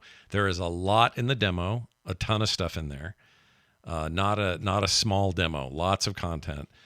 And this is going to ruin me schedule-wise. This game, when it comes out in full, and like I get the full version whenever this thing hits, sometime this year, it is going to be all I give a shit about for quite a while. They've taken the 2D elements, they have translated this to 3D so expertly, without ruining the essence of what makes Shapes with a Z good in the first place, just enhancing it. And bringing it into 3D, and I just am in love with What's it. the release date on this guy? So the demo's the 25th, so a few days is all, and then the full game sometime this year. They don't have a date, but I'm encouraged because this demo is so polished and played so well on my PC and Mac that I think they're closer than we think. I think this thing is like... I think it's going to be in early access for a while too. So yeah, probably. It's that kind of game, right? But yeah. It's Looks very good. I really like the look of it. It's part of what made me buy Shapes with a Z 1. Right. Was that I just liked the look. I just liked the feel of it, and this looks like it really carries over that clean look. Mm-hmm. I wouldn't know though. Did you tell them there are 2 other people on the show? I did, and they said, "Oh, that's great! Congratulations on having 3 people hosting." I'm your glad they're show." excited. They're like, that's great. Well, I think they didn't know. They may have not known about the show when he first reached out because it was just a Twitter thing. But I did talk about Core, and I said, "Oh, this is going to be great. We're going to talk all about it. I've been singing your praises for weeks," and I gave him a link to the latest show where I went on and on about it, about how. Remember last week I talked about how automation games make me think more about life, or how to better organize my life, and they loved that. They thought it was great. So now they definitely know there are 3 hosts on this show now. Okay, They I know. was just curious. I just wanted to make. But sure. all I got was an early copy of the demo, which you'll be able to get on the 25th if you want it. So Right. So there's nothing. We're not missing anything. No, we're fine. You're Yeah. fine. You'll get it in a few I'm days. gonna be busy till the 25th anyway, for sure. But you know what? I like a demo that gives you a big chunk. And maybe that just says that this game is so big that this still would be only demo size, but it's freaking a huge demo. There's a lot going on. And Mac people, rejoice. It runs really well on my Mac. It runs really well on my PC. This game would translate just great to touchscreens. I mean, it could be everywhere. Shapes with a Z 2 is going to be a huge hit. I'm so excited. That's all I played this week, though. That's it. All kinds of Aloy, all kinds of Shapes with a Z. Well, playing a game can be time consuming, so it makes sense. Yeah, it was great. John, you're playing a game that I was supposed to get and play, but I got all wound up with Aloy and her business. Tell us about Prince of Persia: The Lost Crown. Brand new game. Yeah, so the first release of 2024 that I was interested in came out. This was a game that we saw in a lot of previews and stuff last year, and was kind of the first big release of the year, in my opinion. Prince of Persia: The Lost Crown. It is a 2D Metroidvania-like game, it seems, with kind of some Souls-like elements to it as well. Not super heavily, like I wouldn't say that this is right on par with Dark Souls, but is definitely challenging, which is good because that's what Prince of Persia used to be. Like the original Prince of Persia was basically a watch yourself die simulator. Yeah.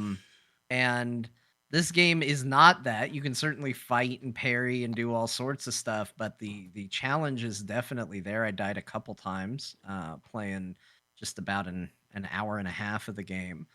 Found plenty of ways to kill me in that time, despite the fact that I'm part of a group called the Immortals. It's not true for me. But I really like the art. I really like the way it plays. I didn't spend a ton of time with it because I have been absolutely just laser focused on the second game I'm going to be talking about today. But once that's done, I'm absolutely going to be checking out a lot of this game. Like it feels really good. I love Metroidvania style games. The combat's really fluid. You can kind of get a real good sense of the way the upgrade path and all of that is going to be working for this game, and it feels like it's going to be pretty satisfying. The story and all that is kind of so far it's just kind of okay. It's just sort of boilerplate. But I mean, that's better than a lot of Metroidvanias get. So I'm having a good time with it, and it looks really stylish and cool. So I think the biggest hurdle is to get a game that like this that plays well, and they're nailing that. So to me, that was the biggest hurdle.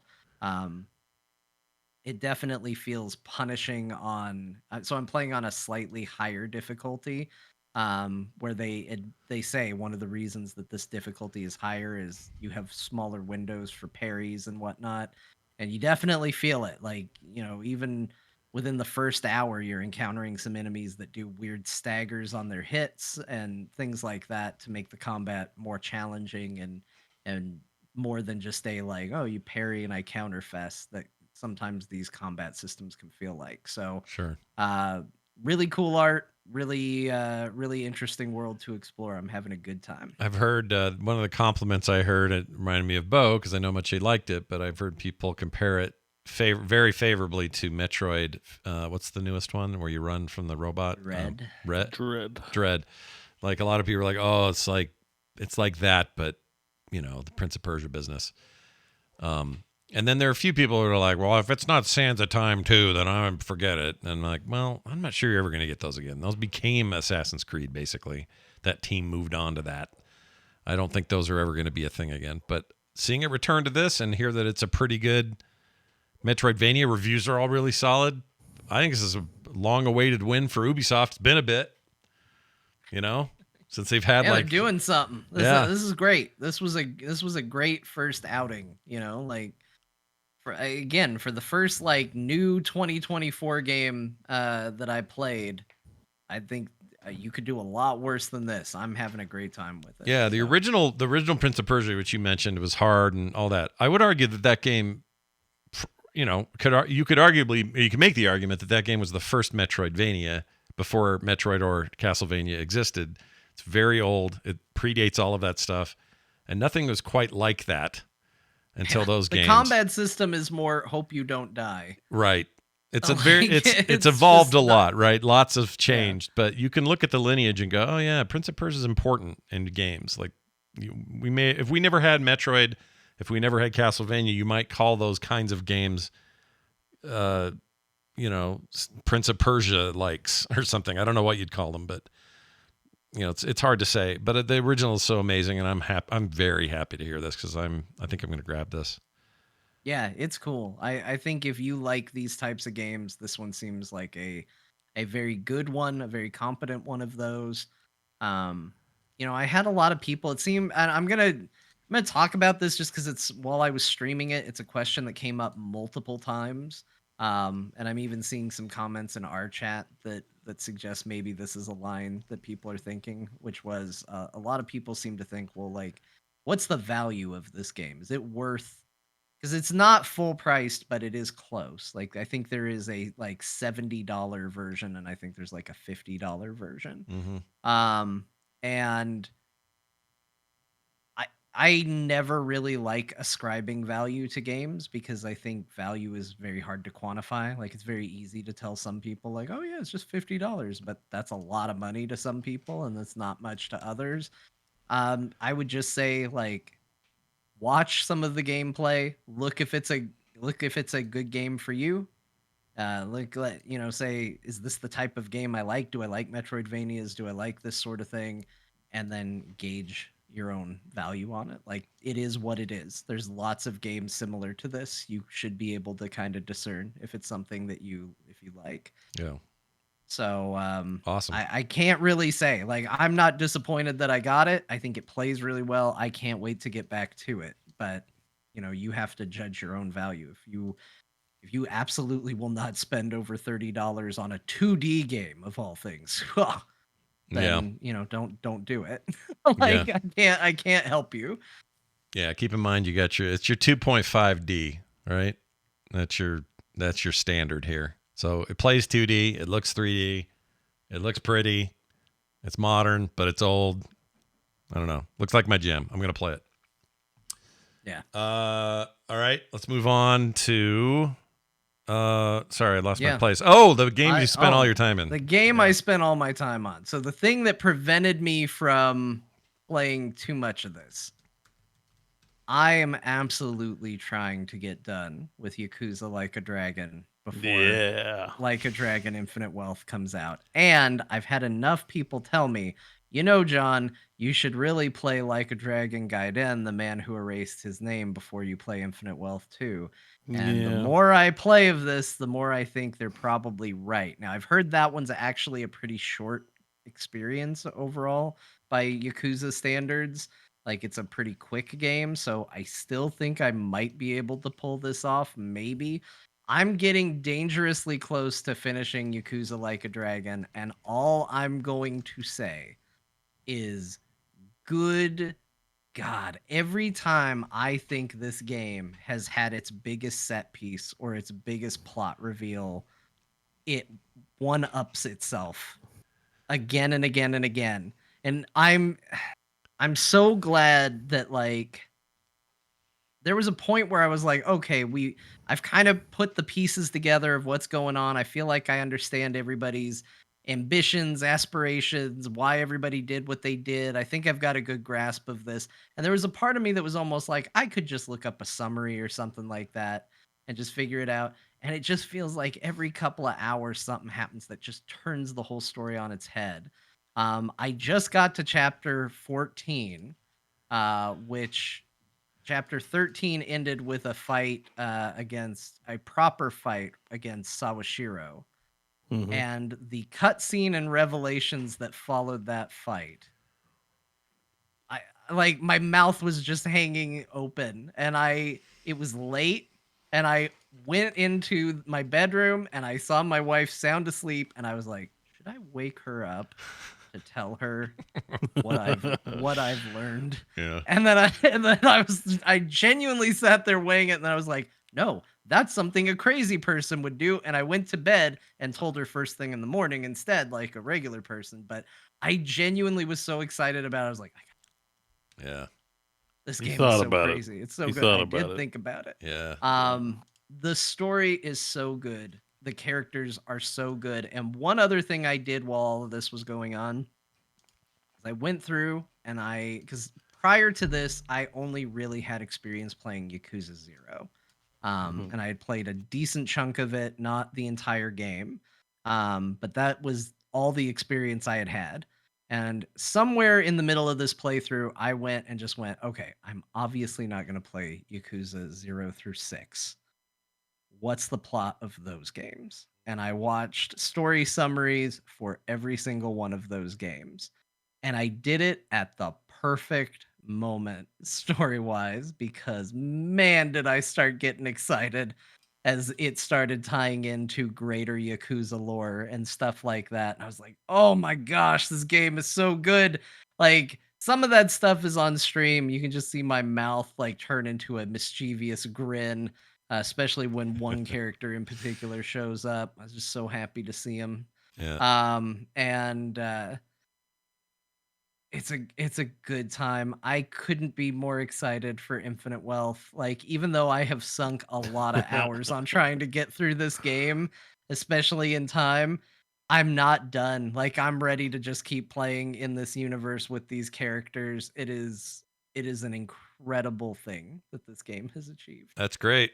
Very happy to hear that Yeah. because now I have to finish it because Once the game's over, there's a challenge mode too. So I spent the time getting all my characters up to level 99 to beat the challenge mode.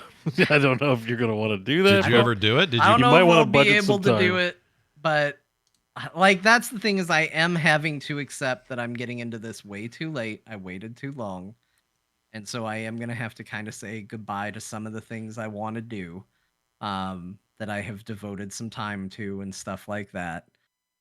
But I I think that's the way I'm going to approach Infinite Wealth when I get to it. I wouldn't be surprised if Infinite Wealth becomes like there's a couple games on Core where we talk about it so often and we have nothing new to say. We just leave them off our list. I feel like that might be Infinite Wealth for a good chunk of this year because it sounds like that game is going to be even bigger than Like a Dragon. And I don't intend to mainline the story and just go, done, wash my hands of it. I'm going to savor it in a way that I have not been able to as much with this one because I am trying to get through it a little quicker What's the release date for the new one? next week. Thursday. You got 7 days. Yeah, Are you gonna I've been make? counting down the days. Do you think you'll make it or finish? I think so. I believe, Bo, didn't you say there's only 14 chapters? There's 15 chapters. 15. Okay, I'm on chapter 14 of 15. Oh, I'm you're making almost there. good progress. If I can stop playing in the stupid battle arena and just focus on the story, It just depends what you get hung up on. Like the thing is, like the story takes a certain amount of time, but you want to get to the top floor of this. What do they call them in that one? Just elevator battles or Sujimon battles?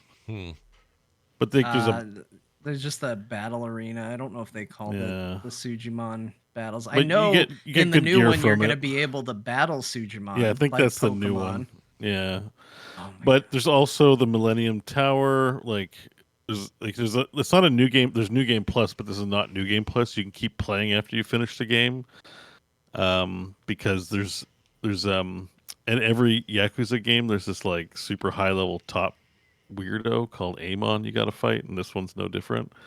So it's just kind of a pinnacle challenge, but optional. The story's over. It's like a roguelike kind of thing, or no? No, it's just it's the the way I approached it was just more the traditional turn-based JRPG, which is grind levels out till you get strong enough to beat the crazy hard boss, Yeah. and then you get like a 2-second extra of cutscene that is just like kind of not worth it. But I was 100%ing all the. I was so close. I'm like, I'm getting all the achievements, whatever. This game's so much fun. I'm going to keep grinding it out. Yeah. So, Did you It do yeah, is that? you're probably good, right but- not to do it here. But. Did you beat the Eamon guy? I've skipped so much stuff. Like I've only done one kart race.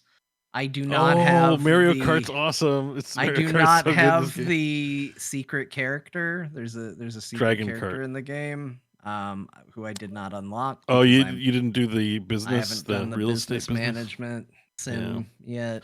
You're fine. Like that stuff's all optional. Like that's the thing about Yakuza. It's hard to know where to draw the line with the side stuff versus the main quest. But the real like emotional good time is in the main quest. So you're not, it's fine.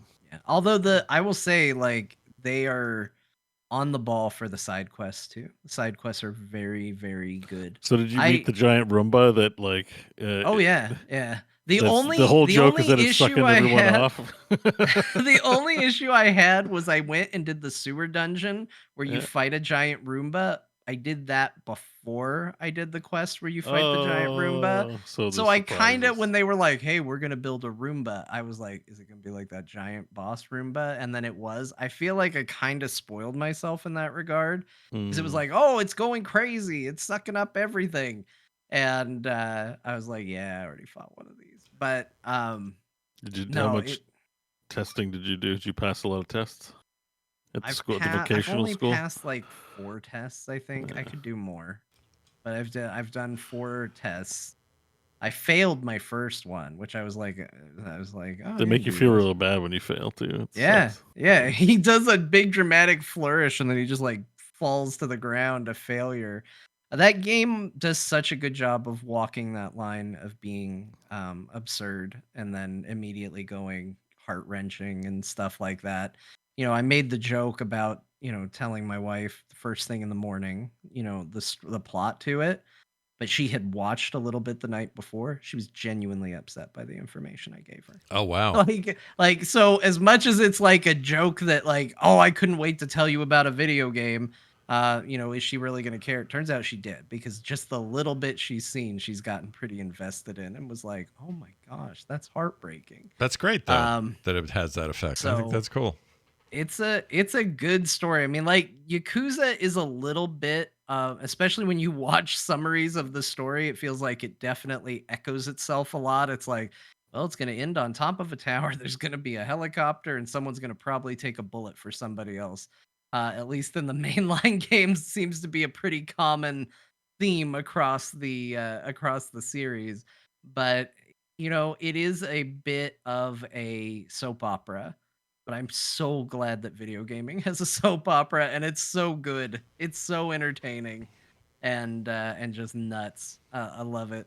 That's I'm great. so in love with this game, and I'm glad Infinite Wealth is coming out, because I'm not joking. If I beat this game and there wasn't a sequel coming out, I would be playing Yakuza 0 next. Yeah. I already want to. Yeah. You just But I want have to kind of something start else to over. do at Just least. keep Yeah. watching them or Yeah. playing them. Can you tell me about, so chapter 13 is called Coin Locker Baby. What does that mean? Is that a thing? Is that Well, giveaway? yeah, it's a spoiler. Okay, I Yeah. won't say then. I mean, like I'll say this. This isn't a spoiler because this is very early on in it, but the head of the Arakawa family has a son with medical issues because his wife left their newborn son in a locker at a station because she was being chased and was going to be killed, and the baby was going to be killed too. He told her to leave it in one of those lockers because he was coming behind her and he was going to get the baby out. Yeah. And the baby got a level of hypothermia and had medical issues Goodness. as a result of it. Jeez. That's dark. It's serious, like serious dramas going on in there. But Yeah. the reason why it's tied to chapter 13 also is so. All right. We'll, it's good. Oh my gosh, it's so good. Maybe that's what we'll do as a bonus core at one point. Once I beat it, maybe Bo and I'll just sit down and Talk about the story. Spoiler talk. Do it. The story for Yakuza. People would love that. Yeah. It's pretty good. Like, 'Cause he's been sitting on it for a long time. One of the weird things about it is like it's a funny joke, like haha, modern day RPG. You're picturing enemies as like Mr. Pervert Man and dressed as a banana. It's like how much, like most RPGs, like usually have a pretty lengthy story. You go to a town, you meet new characters. Like what kind of story could possibly entertain you as a modern day sort of game, right? Like for that long, and they really like nailed it. Like it's surprising how every chapter has like a big climax moment and one ups itself. Like it's pretty impressive because you could easily see a game like this being like kind of like a meme, right? Like it's a JRPG set in modern times. Okay, once the joke wears out, Yep. you're kind of over it. You don't need to play the rest of the game. Yeah. That's not true here. It's actually like it's the story. Like you get sucked in. It's good. It's well done. There you go. Still on Game Pass if you're out there and have Game Pass and haven't dabbled. I'm playing it on Steam, and I want to finish it because John's talking so much about it. Yeah, you don't have to do the Should. side stuff. You can just do the mainline stuff and I just got get the pretty far. experience. I probably was, I don't know, 4. It's not that far. I was like 4 chapters in or something when I quit Yeah. or fell off. Awesome. Bo, let's go back in time and play an older game called Bulletstorm, but let's do it in VR this time. Yeah, so I was looking forward to this for quite a while, this Bulletstorm VR. And I am sorry to say it might not be worth your time. Oh, crap. Yeah. That's too So the same is they ported the game from Unreal Engine 3 to 4. So they could do the VR thing. But overall, the textures are real bad.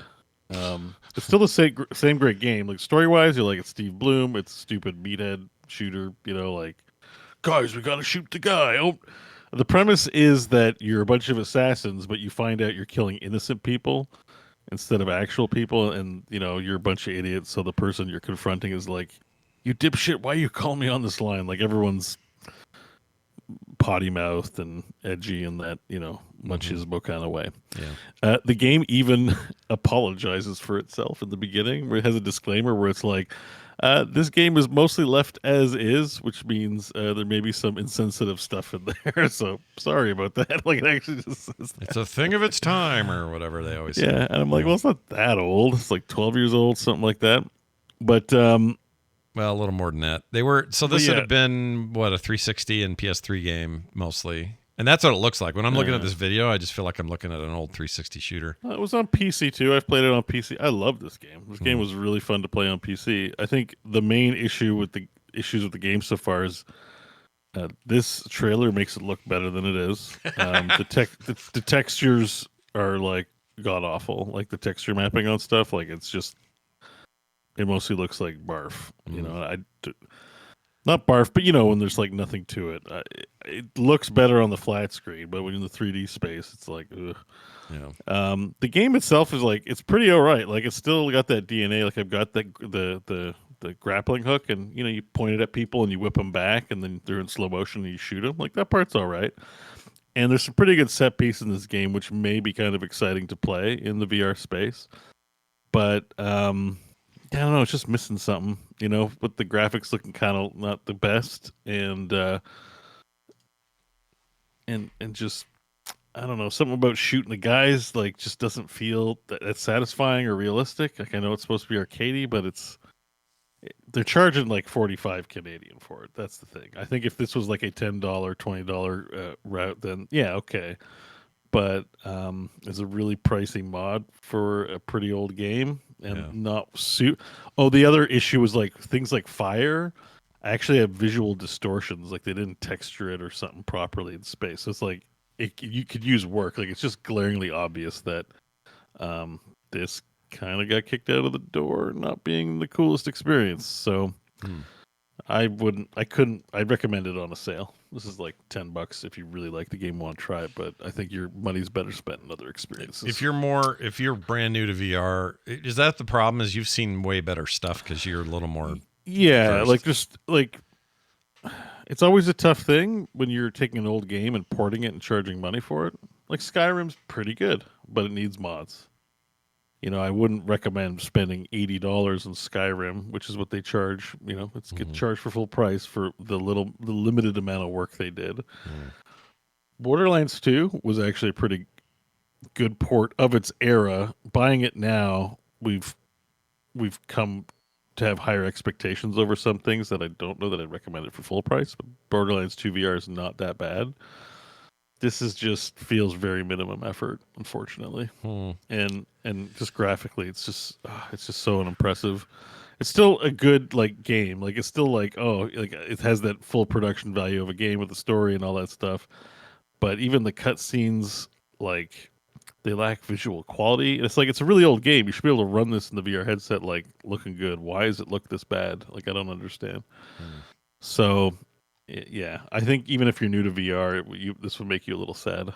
So I'll bet they have to redo they'd have to redo textures, is my guess, because they probably don't have high res textures sitting around. I think what happens, I think Facebook or Meta has a pretty high sets a pretty high bar for these console exclusive, not exclusive, but being sold on the Oculus. Yeah, for having 90 FPS.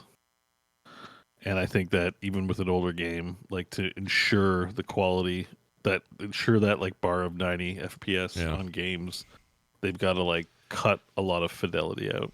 I can see that. Yeah. And it's a little unfortunate because some games do end up looking really low res, and not that good. All right. You've also spent some time in WowSod.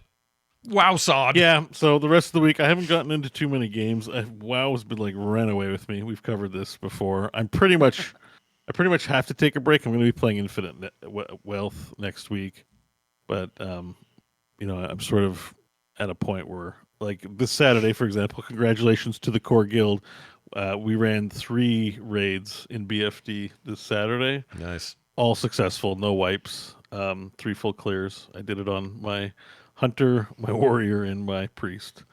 So I got all 3 classes in there, and we cleared them all. And it was different, different people. Like it wasn't the same 10. Like we cycle through core guild members, and we got the clears done, and so that's great. I love when I don't have to wipe. It's the best. Yeah. Just a little side note there about my personal does hygiene. that happen often? Not often. Go, oh, no, look, I didn't even have to wipe. No, it's a rare thing. But you ever have that where it's just a pull and clear? No, because even to find out that you don't have to wipe, you have to wipe. That's true. But when you come back going, oh, there's just like nothing there, it's kind of great. It's rare. Yeah, I like it. Yeah, I like mean, it when you're done, when you're like, oh, that was it. Like that is pleasant. It's nice. Yeah, it's nice. Anyway, sorry for that little derivation. No, it's okay. No, there's no wipes, but not much to say. I started maybe working on a rogue, and I'm like, no, I probably should just play some other stuff. So you're catching me in that transition period where I'm probably going to take a break from playing WoW until February 9th is when the next phase starts. So we got a couple of weeks before that spools up again. So, oh, that's right. And that takes you to 50, right? 40. 40 is the new cap. They, I forgot to mention this, and maybe this is the time to mention it. I did play some World of Warcraft because they added Dragonflight. Big patch in retail. Yeah. Like, big one. Pretty big. Gilneas. Yeah. It was one, the Gilneas patch, and also they added Dragonflight to everything. So the whole world, you can use your fancy dragon flying skills. And that's really great. It's still maybe my favorite part of this expansion is the flight stuff. It's so good. Yeah. So I went flying all around like Duratan or Duratar and see how fast I could get places compared to taking the slow boat way or flying the old way. And the only bummer is not until the next expansion will most of the old mounts also fly this way. Oh. So right now it's just the 5 or whatever, how many dragons you've unlocked for Dragonflight. That's fine. That's what I was used to anyway. But I am looking forward to being able to pull out older, weirder mounts and having those do the same stuff. But it was fun. It's just a fun system. And if you do it right, you never run out of stamina because you're just playing you're doing the rhythm right. And that sounds terrible.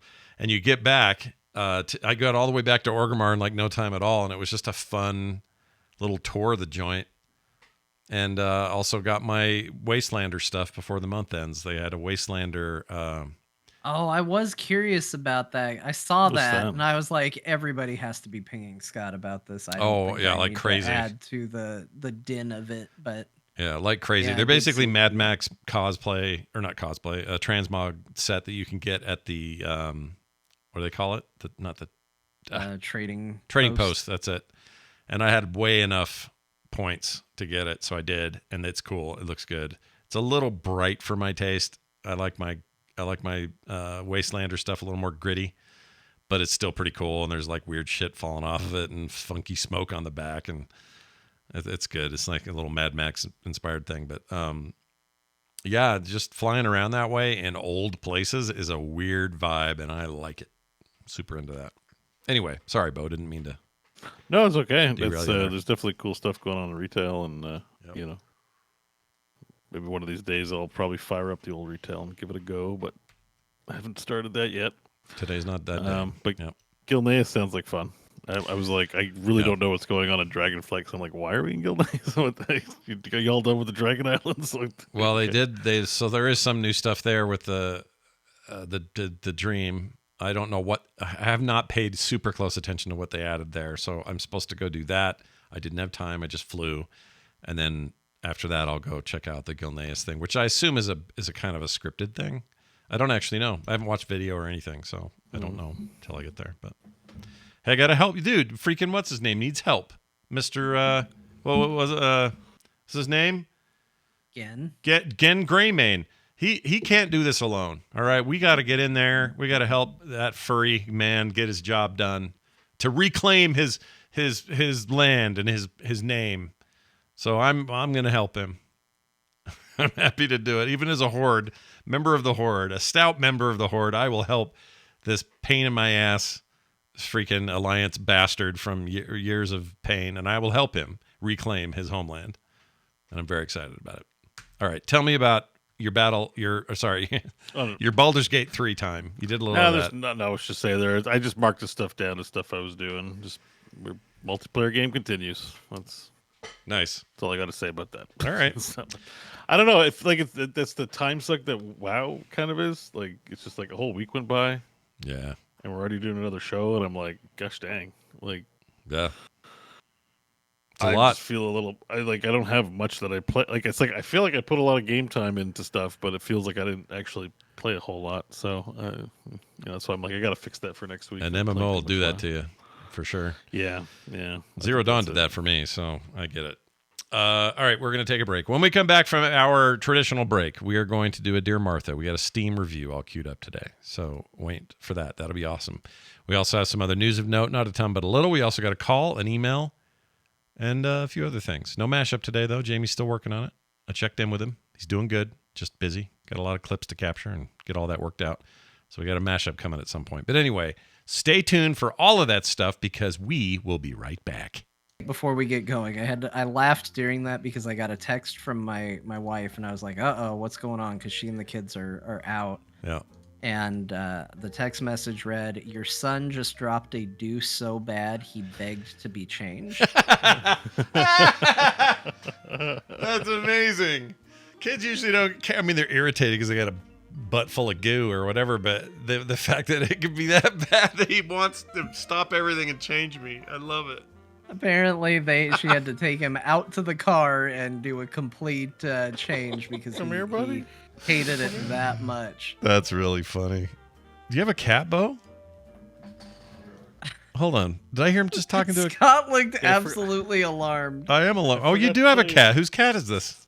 Oh, we got a new cat this week, by the way. Oh, look at you with the Arthur. cat. He's still a little shy. He was sitting on the stairs the whole time. That's freaking adorable, dude. What's his name? He's still... Arthur. Arthur? Like round table kind of thing? What inspired the name? Well, my mom just liked it. She's really into British stuff, and the name Arthur just, I guess, felt really British. That's great. Hey, Arthur. It is rather British. Stuff, I should say. It is rather British. All right. Well, while you're doing that with Arthur, I'm going to go ahead and resume here. Hey, everybody, we're back. Thanks for being patient with us. We're going to do a Dear Martha now that we've come back from our break, and I can't wait to hear this Steam review because I always enjoy those. So, John, is there anything special we're doing today or just doing it? No, just a short, kind of wholesome one because honestly, I was trying to get through Beau is Afraid before Core, and that's usually prime Dear Martha writing time, but I was trying to get through an insanely long movie, so it's short and simple this week. Fair enough. Here it goes.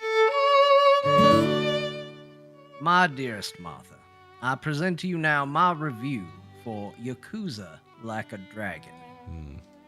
Martha, Ichi and his party are so cool. I wish I had supportive friends. Yours in this life and the next, Taufik. I feel bad for that person. They don't have supportive friends. They just need they played Yakuza and their big takeaway was, man, it would be so cool if I had friends that supported me. Oh, I wish I have them. I wish he had what I have. I have a lot of great friends, you guys included. Everyone should have good friends. All right? Work on that. Oh! It's time for the other news of note this week. The details have now come out, not like a leak or anything. They're talking about it, about Diablo IV Season 3. I meant to watch they had a fireside today, I think. Didn't they? Was it today? I saw some video. If it was today, I didn't watch it. But I did hear about this, I think, yesterday. So I don't think this is information from yesterday. Okay, it may not be. But we're getting a Zoltan Cool quest line. That's cool. I didn't know that dude was still a factor. So get that going. There are these, let's see, there's vaults coming. We got arcane tremors coming. The gauntlet that's coming later. Same with leaderboards. And some quality of life updates. On their webpage for this announcement, or on the Diablo for Life website, part of their, they did like a little poll. And by far and away, the most votes went to quality of life updates. So yeah, apparently there's some of that coming. Well, WASD movement has been a much requested feature Mhm. instead of clicking, and that's going to be coming in season 3. That's good. So Yeah. that's a big one. An extra stash tab is another big one that's been requested. So I think there are some things that people have wanted for a while with Yeah. this one. I'm down with it. Vaults, for those wondering what I was talking about, these are specialized dungeons that house elemental hazards, a new kind of trap. Also, in these hazards are these constructs, which are part of a new monster family. They're basically not robots, but like they remind me of the stuff in ESO, the clockwork looking creatures that are sort of mechanical. The Dwemer. Yeah. business. And you can get them as pets. There's some stuff to There's unlock. going to be a Seneschal companion is what they're calling it. And it Okay. looks like this is going to be kind of your seasonal power thing is going to be this companion that you can kind of deck out and have travel with you. And he's going to run around and pick up gold and all that, like that they do in 3. Here are the quality of life updates, by the way. Hell Tides now last for 55 minutes and a 5-minute break between each rotation. PC players can now navigate using WASD, as you said, instead of just your mouse. Probably easy since the controller works so well. Just getting the keyboard to do WASD is probably not that big a deal. But I'm glad they did it. An extra stash tab is also available, like John mentioned. Improvements to UI when trading gold. Improvements to reallocating your skill tree. That's good because that needs help. And increased rates to earn your distilled fear, which is that's like the weird currency this year or this season. Anyway, stuff going on in Diablo. I will probably get that pass again and play that because I like that game when I play it. I will probably not because I did that with season 2, which was by all accounts a good season, and I still didn't do it. Yeah, and you don't want to spend $10 for nothing, you know. I feel you. I'll be back at the expansion. That's when I'll be back in Diablo 4. Yeah. Assuming the expansion isn't $100, I'll probably be back for the expansion. Now, next up, we have some stuff going on with Suicide Squad Kill the Justice League, which I keep wanting to be great. But every time something comes out about it, there's always something negative being said. So your most anticipated game of 2024, Scott. Yeah. Kill the Justice League. Yeah. Actually, was it your most anticipated? It was, I think. No, it was your number 3. Was it? Number 3. What was my number 1 and 2? I don't remember now. Number 2 was Shapes with a Z2. Oh, right. And number 1 was Space Marine 2. Oh, Space Marine, duh. Yeah, of course. I still have high hopes for both of those, but the more I read about the first impressions, including some people in my own community who wrote me directly, big thanks to them, you know who you are, all said very similar stuff. It's not that great. That's what they're all saying. That's the bottom line. And a few places like the PlayStation Blog, the VGC, Games Radar, IGN, Game Informer, the overall vibe is that it's not. Don't expect Arkham City or even Arkham Asylum levels of love here, which I'm really, really bummed to hear that. As much as I was stoked to hear they were taking out the play as a service thing and not making a required online thing and all that, those were all good moves. But if the game at the core base of it is not awesome, then what is the freaking point? So, and news to go along with this, the founders of Rocksteady, the company who makes these games, have already left and formed a new studio called 100 Star Games, which means that even the people who founded the studio are not even really there anymore, which isn't always a problem. But I don't know. I didn't like hearing that. But it also includes a lot of talent from Rocksteady, which kind of tells you that maybe the problem there was not necessarily with the people making the game so much. I mean, again, you don't know. It's a complicated thing. But to me, the way I read it, at least, is if you are putting out a game that in general is not received good press at all, and somewhere along that process, the heads of the company leave and take a ton of the talent with them that clearly still want to work with them, that to me reads, we're not happy with the working situation we're in for one reason or another. Yeah. And maybe it's not that big of a surprise that Suicide Squad is looking like it's not going to be very good. Chat says, Sector 7 says, sounds like they are cutting their losses. Tech 22 says, sign of a sinking ship. This is all possible. I don't want to root for it, but I'm very bummed. And I trust the people that wrote into me directly. I trust their opinions on this kind of stuff too. And so that was kind of a little bit of a not last straw. I mean, I still am willing to wait and see what happens. Maybe they're holding back. That was a limited beta. It wasn't the whole game. It's, maybe it's not enough to tell. It's also kind of weird that so many previews of the game, like usually previews, you are generous because you're like, it's a preview. Who knows where things might change? You tend to see publications give a slight benefit of the doubt with previews. Like this is one of the more like overtly negative previews I've ever seen about a game. Yeah. Where news outlets are just coming out and being like, it's not good. It'd be one thing if it was like, part of me thought, well, it's just everyone's piling on, but it's too many. And I haven't heard a positive thing or anything better than it's okay. There's other games that maybe do this better or whatever. That's the best I've heard. And that really bums me out with the legacy of what that developer's made in the past, the impact those Batman games had. Yeah, but it's just the name. If the people who made those games are over at another place, then you're attaching the quality to the name. And you're totally right. You're absolutely right. This is a great reminder that these games are made by people and not companies. And when you can't retain your best people, then what the frick are you doing? Great point, John. Okay, that's it for news. We're going to do some quick correspondence with our listeners. Let's start. That's a good question. With an email, or actually, this is a call. All right, Bo, this is for you. You ready for this call? I'm ready. It's not entirely for you because we talked about it, the three of us last week. But anyway, this is what he has to say about your question about let me ask you a question, that whole thing. Remember that? Yeah. The best 20 minutes of our show's history. Unfortunately, I do. Yeah. Well, here's what he had to say. This is for Bo. I have an answer to the question you asked. Is you say, may I ask you two questions, this being the first one? If they answer yes, then you follow up with the second question. This is the only way to ask questions, I think. We'll find out next time on Core. Man, the people that bother to call us are some of my favorite things we get on the show. I love their way they do things, the way they talk. Anyway, does that help you at all? Does that put you down the path any further than we got you last week? Not really, but I appreciate this call nonetheless.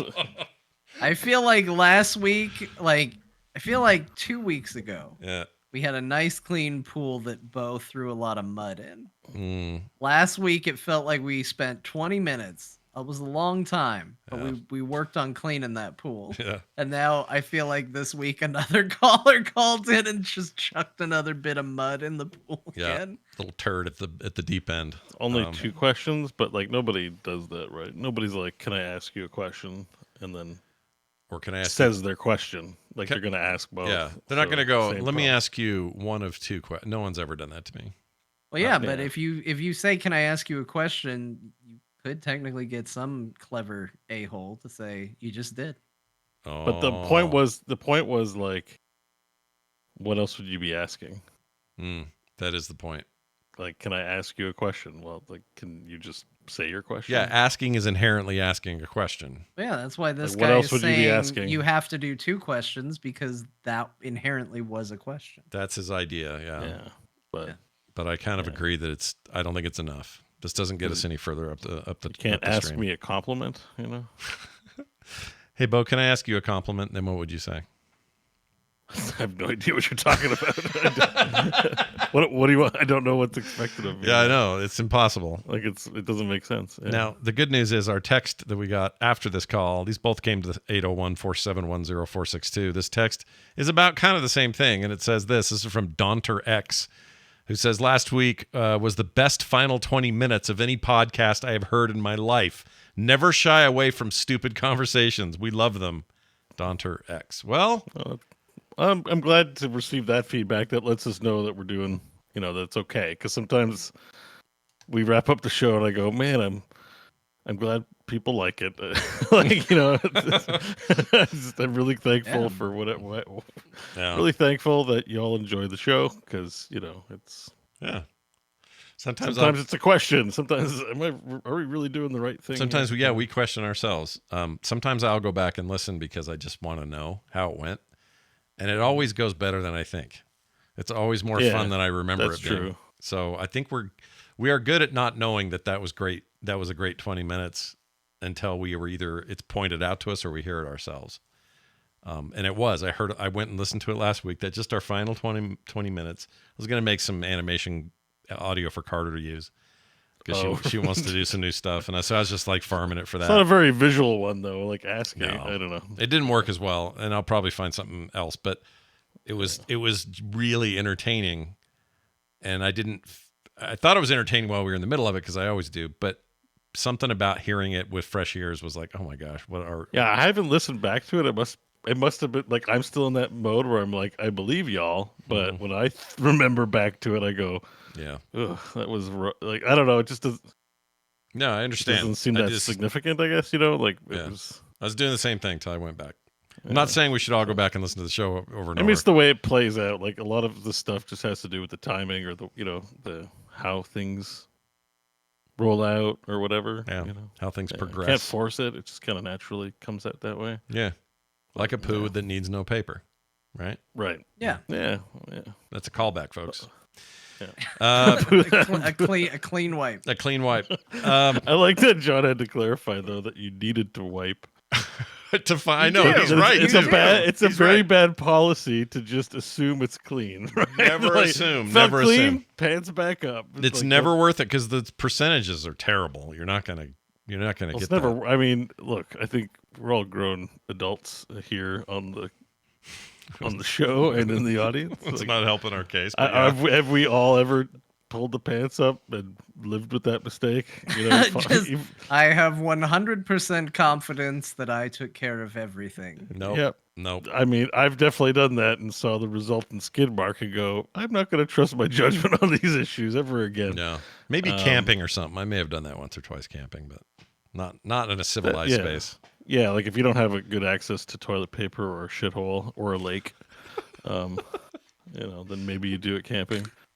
But skid marks are a thing. I learned about skid marks as a kid. I saw my dad's skid marks because we had a laundry room in the basement. You'd see a pile of just laundry, and there's just an underwear in there. I've never seen brown skid marks in reality, and I'm grateful for. Have you never? I mean, when you're a kid, adult skid marks are like, whoa. That's actually kind of scarring. I'm trying to think of I probably did. Did I? If I blocked it out. I mean, we've shit ourselves as kids. It's like it's not, it wasn't traumatizing, but I do remember. I guess it was traumatizing enough that I remember it in my 40s. Okay, I will say this: I don't want to freak anybody out because we stream to Facebook for this as well, and I have family on Facebook. Look, if any of you are my family and you're watching this right now, especially my mom or something, do not freak out with what I'm about to say.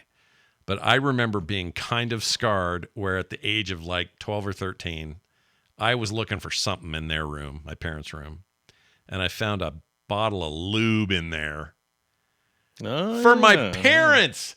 Ew! Now, look, I understand. Everybody uses lube. I get it. It's a thing. It's fine. Whatever. If you haven't left Facebook by now, I'm still going to tell you this. It's something about it being your parents. It's his skid mark. It's her lube. It's their thing. It's that whatever. It's his booger. Whatever it is. Well, because you start thinking about like, your brain just can't help it. It starts extrapolating, right? It starts like right. You realize they're regular people, and that's fine. It's okay. They're human, and we should get over it. But when you're kids, they're in a magical place. Your parents, they don't exist on our plane. They're up here with all the knowledge and whatever, and you learn over time that that's not necessarily true. But I don't want to find your bottle of lube, Mom. Yeah. I love you, Mom, but it's okay. It's just lube. It's just lube. Yeah, I think there's an age point where like. You're young and naive enough to go, ooh, what secrets lurk in my parents' room? I need to investigate and search this out. There is a time, yeah. There's a shift where your childlike innocence gets brought into the real world, and it shifts and it becomes, I absolutely do not want to know what is in my parents' room. I have zero desire to explore or investigate, and I shall not be in there. Yep. That is right. That is correct. I would find, for some reason, I found a lot of mints in there. A lot of mints. My dad was really into buying those, the ones with a little blue in the middle? What's that called? Yeah. They're not lifesavers. They used to call it a thing. Like they gave it Mentos? a Retsin? like blast processing. Yeah, Retsin. Yeah. Resin. Definitely not resin. I hope not resin. Yeah, just resin. Yeah, but I'd find like a whole drawer full of those, and they'd be out of the. the package just laying there, and the whole room would smell like, I'd open the drawer and be like, it's like horrible wintergreen smell, and I don't know why, but that was just they were everywhere. And I don't remember that being a problem outside of that room. Like, I don't know. I can't explain it. Not certs. It was or maybe it was certs with retsin. Yeah, that was a feature on the mint. Like you could get the basic mint, or you could get the mint plus. Yeah. Centrifuge had to mute the video until we're done talking about this. I don't get why people get squeamish about this. That's a weird thing to get squeamish about. I watched Saltburn and was like, it wasn't that bad. So, like, I mean, maybe I'm just at a point where it's like I have thicker skin when it comes to this, but yeah, it's I'm shocked that it bothers people. It shouldn't, yeah. But I don't know. We all have like weird things, Like I heard my parents banging a lot. I saw my dad naked like all the time. Oh gosh, that would kill me. Just because like my bedroom was opposite the bathroom, yeah. And if my door was open and it was like 6 a.m. and you'd think I was asleep, but I'm like opening my eyes and I just see like dad dong. Oh jeez, he just go HVACing through there with his naked. He's just running from the bathroom to his bedroom to put clothes on. At 6 a.m, he's off to work. Whatever. I guess I didn't say anything. I'm going to say, Dad, I saw your penis this morning. Sorry. Banterless Lemon in the chat says, well, I just finished the hardest to eat sandwich I've ever had. Well, I'm glad we could bring that to you. I don't know. It's roundabouts and turns or whatever. Like I don't find that stuff kind of gross. It's life. It's life. And we live in it. We live here. Yeah, and people are different, so sorry. Yeah, sorry about that, Centrifuge, and anyone else who hates it. That is going to do it. Or my mom, who's maybe on Facebook right now. I don't know. I love her, though, and I'm going to see her this weekend, and I can't wait to see you, Mom, if you're listening. There you go. Good recovery. She certainly stayed through all of that to hear that part of the message. Forget about she the lube. She doesn't listen to the show. Don't worry about it, dude. I don't know. Family members that are into your stuff, like, will watch, like, or friends, like Mike, doesn't... Not a big lover of video games. Lover of Core. He listens. Oh, he likes Core, does he? Mike does? Yeah, he listens all the time. He doesn't listen to Crofton's show, which always pisses Crofton off. That's great. It's hilarious. That's great. And, it's not about support. It's like, oh, you have a genuinely funny show, so I listen. Nice. But my mom loved their Dungeons & Dragons show. But Core is like, nah. Really? She'll never listen. Not interested. Even, just like, you want to, even 2 minutes is too much. It's just like, it's video games. That's amazing. Well, here's the good. Your mom's not listening. Here's the good news. If any of you are listening and you have complaints, thoughts, feelings, compliments, whatever they may be, and you want to send them in, there are a number of ways to do it. 1, talktothecore@gmail.com. If you like email, that's totally fine. Talktothecore@gmail.com. Or you can text us or voicemail us at 801-471-0462. Huge thanks to those who did. Listen, there's another thing people should do. They should join our Patreon. Why? Because it's an amazing place for you to support your favorite video game show, but also it helps the thing stay on the air. It's literally the reason that Beau is able to dedicate more of his time to Core and to gaming and leave his day job. Yeah, and buy cat food for Arthur. That's right. How is Arthur going to eat if you don't help Core? Oh, boy. We're pulling out this animal only lives because of your donations. Yeah, but it helps us pay the bills, all that stuff. It's important. And those who do, you guys are awesome. And you also, there's plenty of benefits. You get no commercials ever. You get pre-show content, post-show content. You get these host benefits we talk about, or the monthly bonus shows I mentioned. You also get video game art in the mail, stuff you can't get anywhere else. I'm telling you, it's a great place to put your dollar. So go over there and check it out. That's patreon.com/core show. And frogpants.com/core for everything else. I think that's going to do it, but Grandma probably should fill us in on what we played today so we don't forget. Grandma, take it away. Well, with all that talk at the end, you might have forgotten your own mental notes about what the boys talked about today, so here's the video games they played. Scott played Horizon Zero Dawn. Now, you might have wondered, what is Horizon New Dawn? Uh-huh. That's just the name he gave Horizon Zero Dawn. Uh-huh. So do a search for that and go, oh, that one. He then immediately started playing Horizon Forbidden West. Now, Yeah. you might have said, what is Horizon Dawn Forbidden West? Because I heard him say that. It's also a made-up game that doesn't exist. He Yeah. also played the Shapes with a Z 2 demo. Yeah. Shapes So with an get S. ready Shapes with an for... S. Yeah. Oh, right. You may have heard him talk about another game, Shapes with an S. That game might exist, but it's not the one he was talking about. Yeah. Meanwhile, John played Prince of Persia: The Lost Crown. He Yeah. also played Yakuza Like a Dragon. And Bo played Bulletstorm in VR, Yeah. WoW Season of Discovery, and Baldur's Gate 3. Wow. That's a lot. It's a lot of games. But we have more to play. And you do too at home. So go play your games. Tell us all about them. Send us your feedback about them. We'll be back next week with a brand new show. Until then, for me, for Bo, for John, we'll see you then.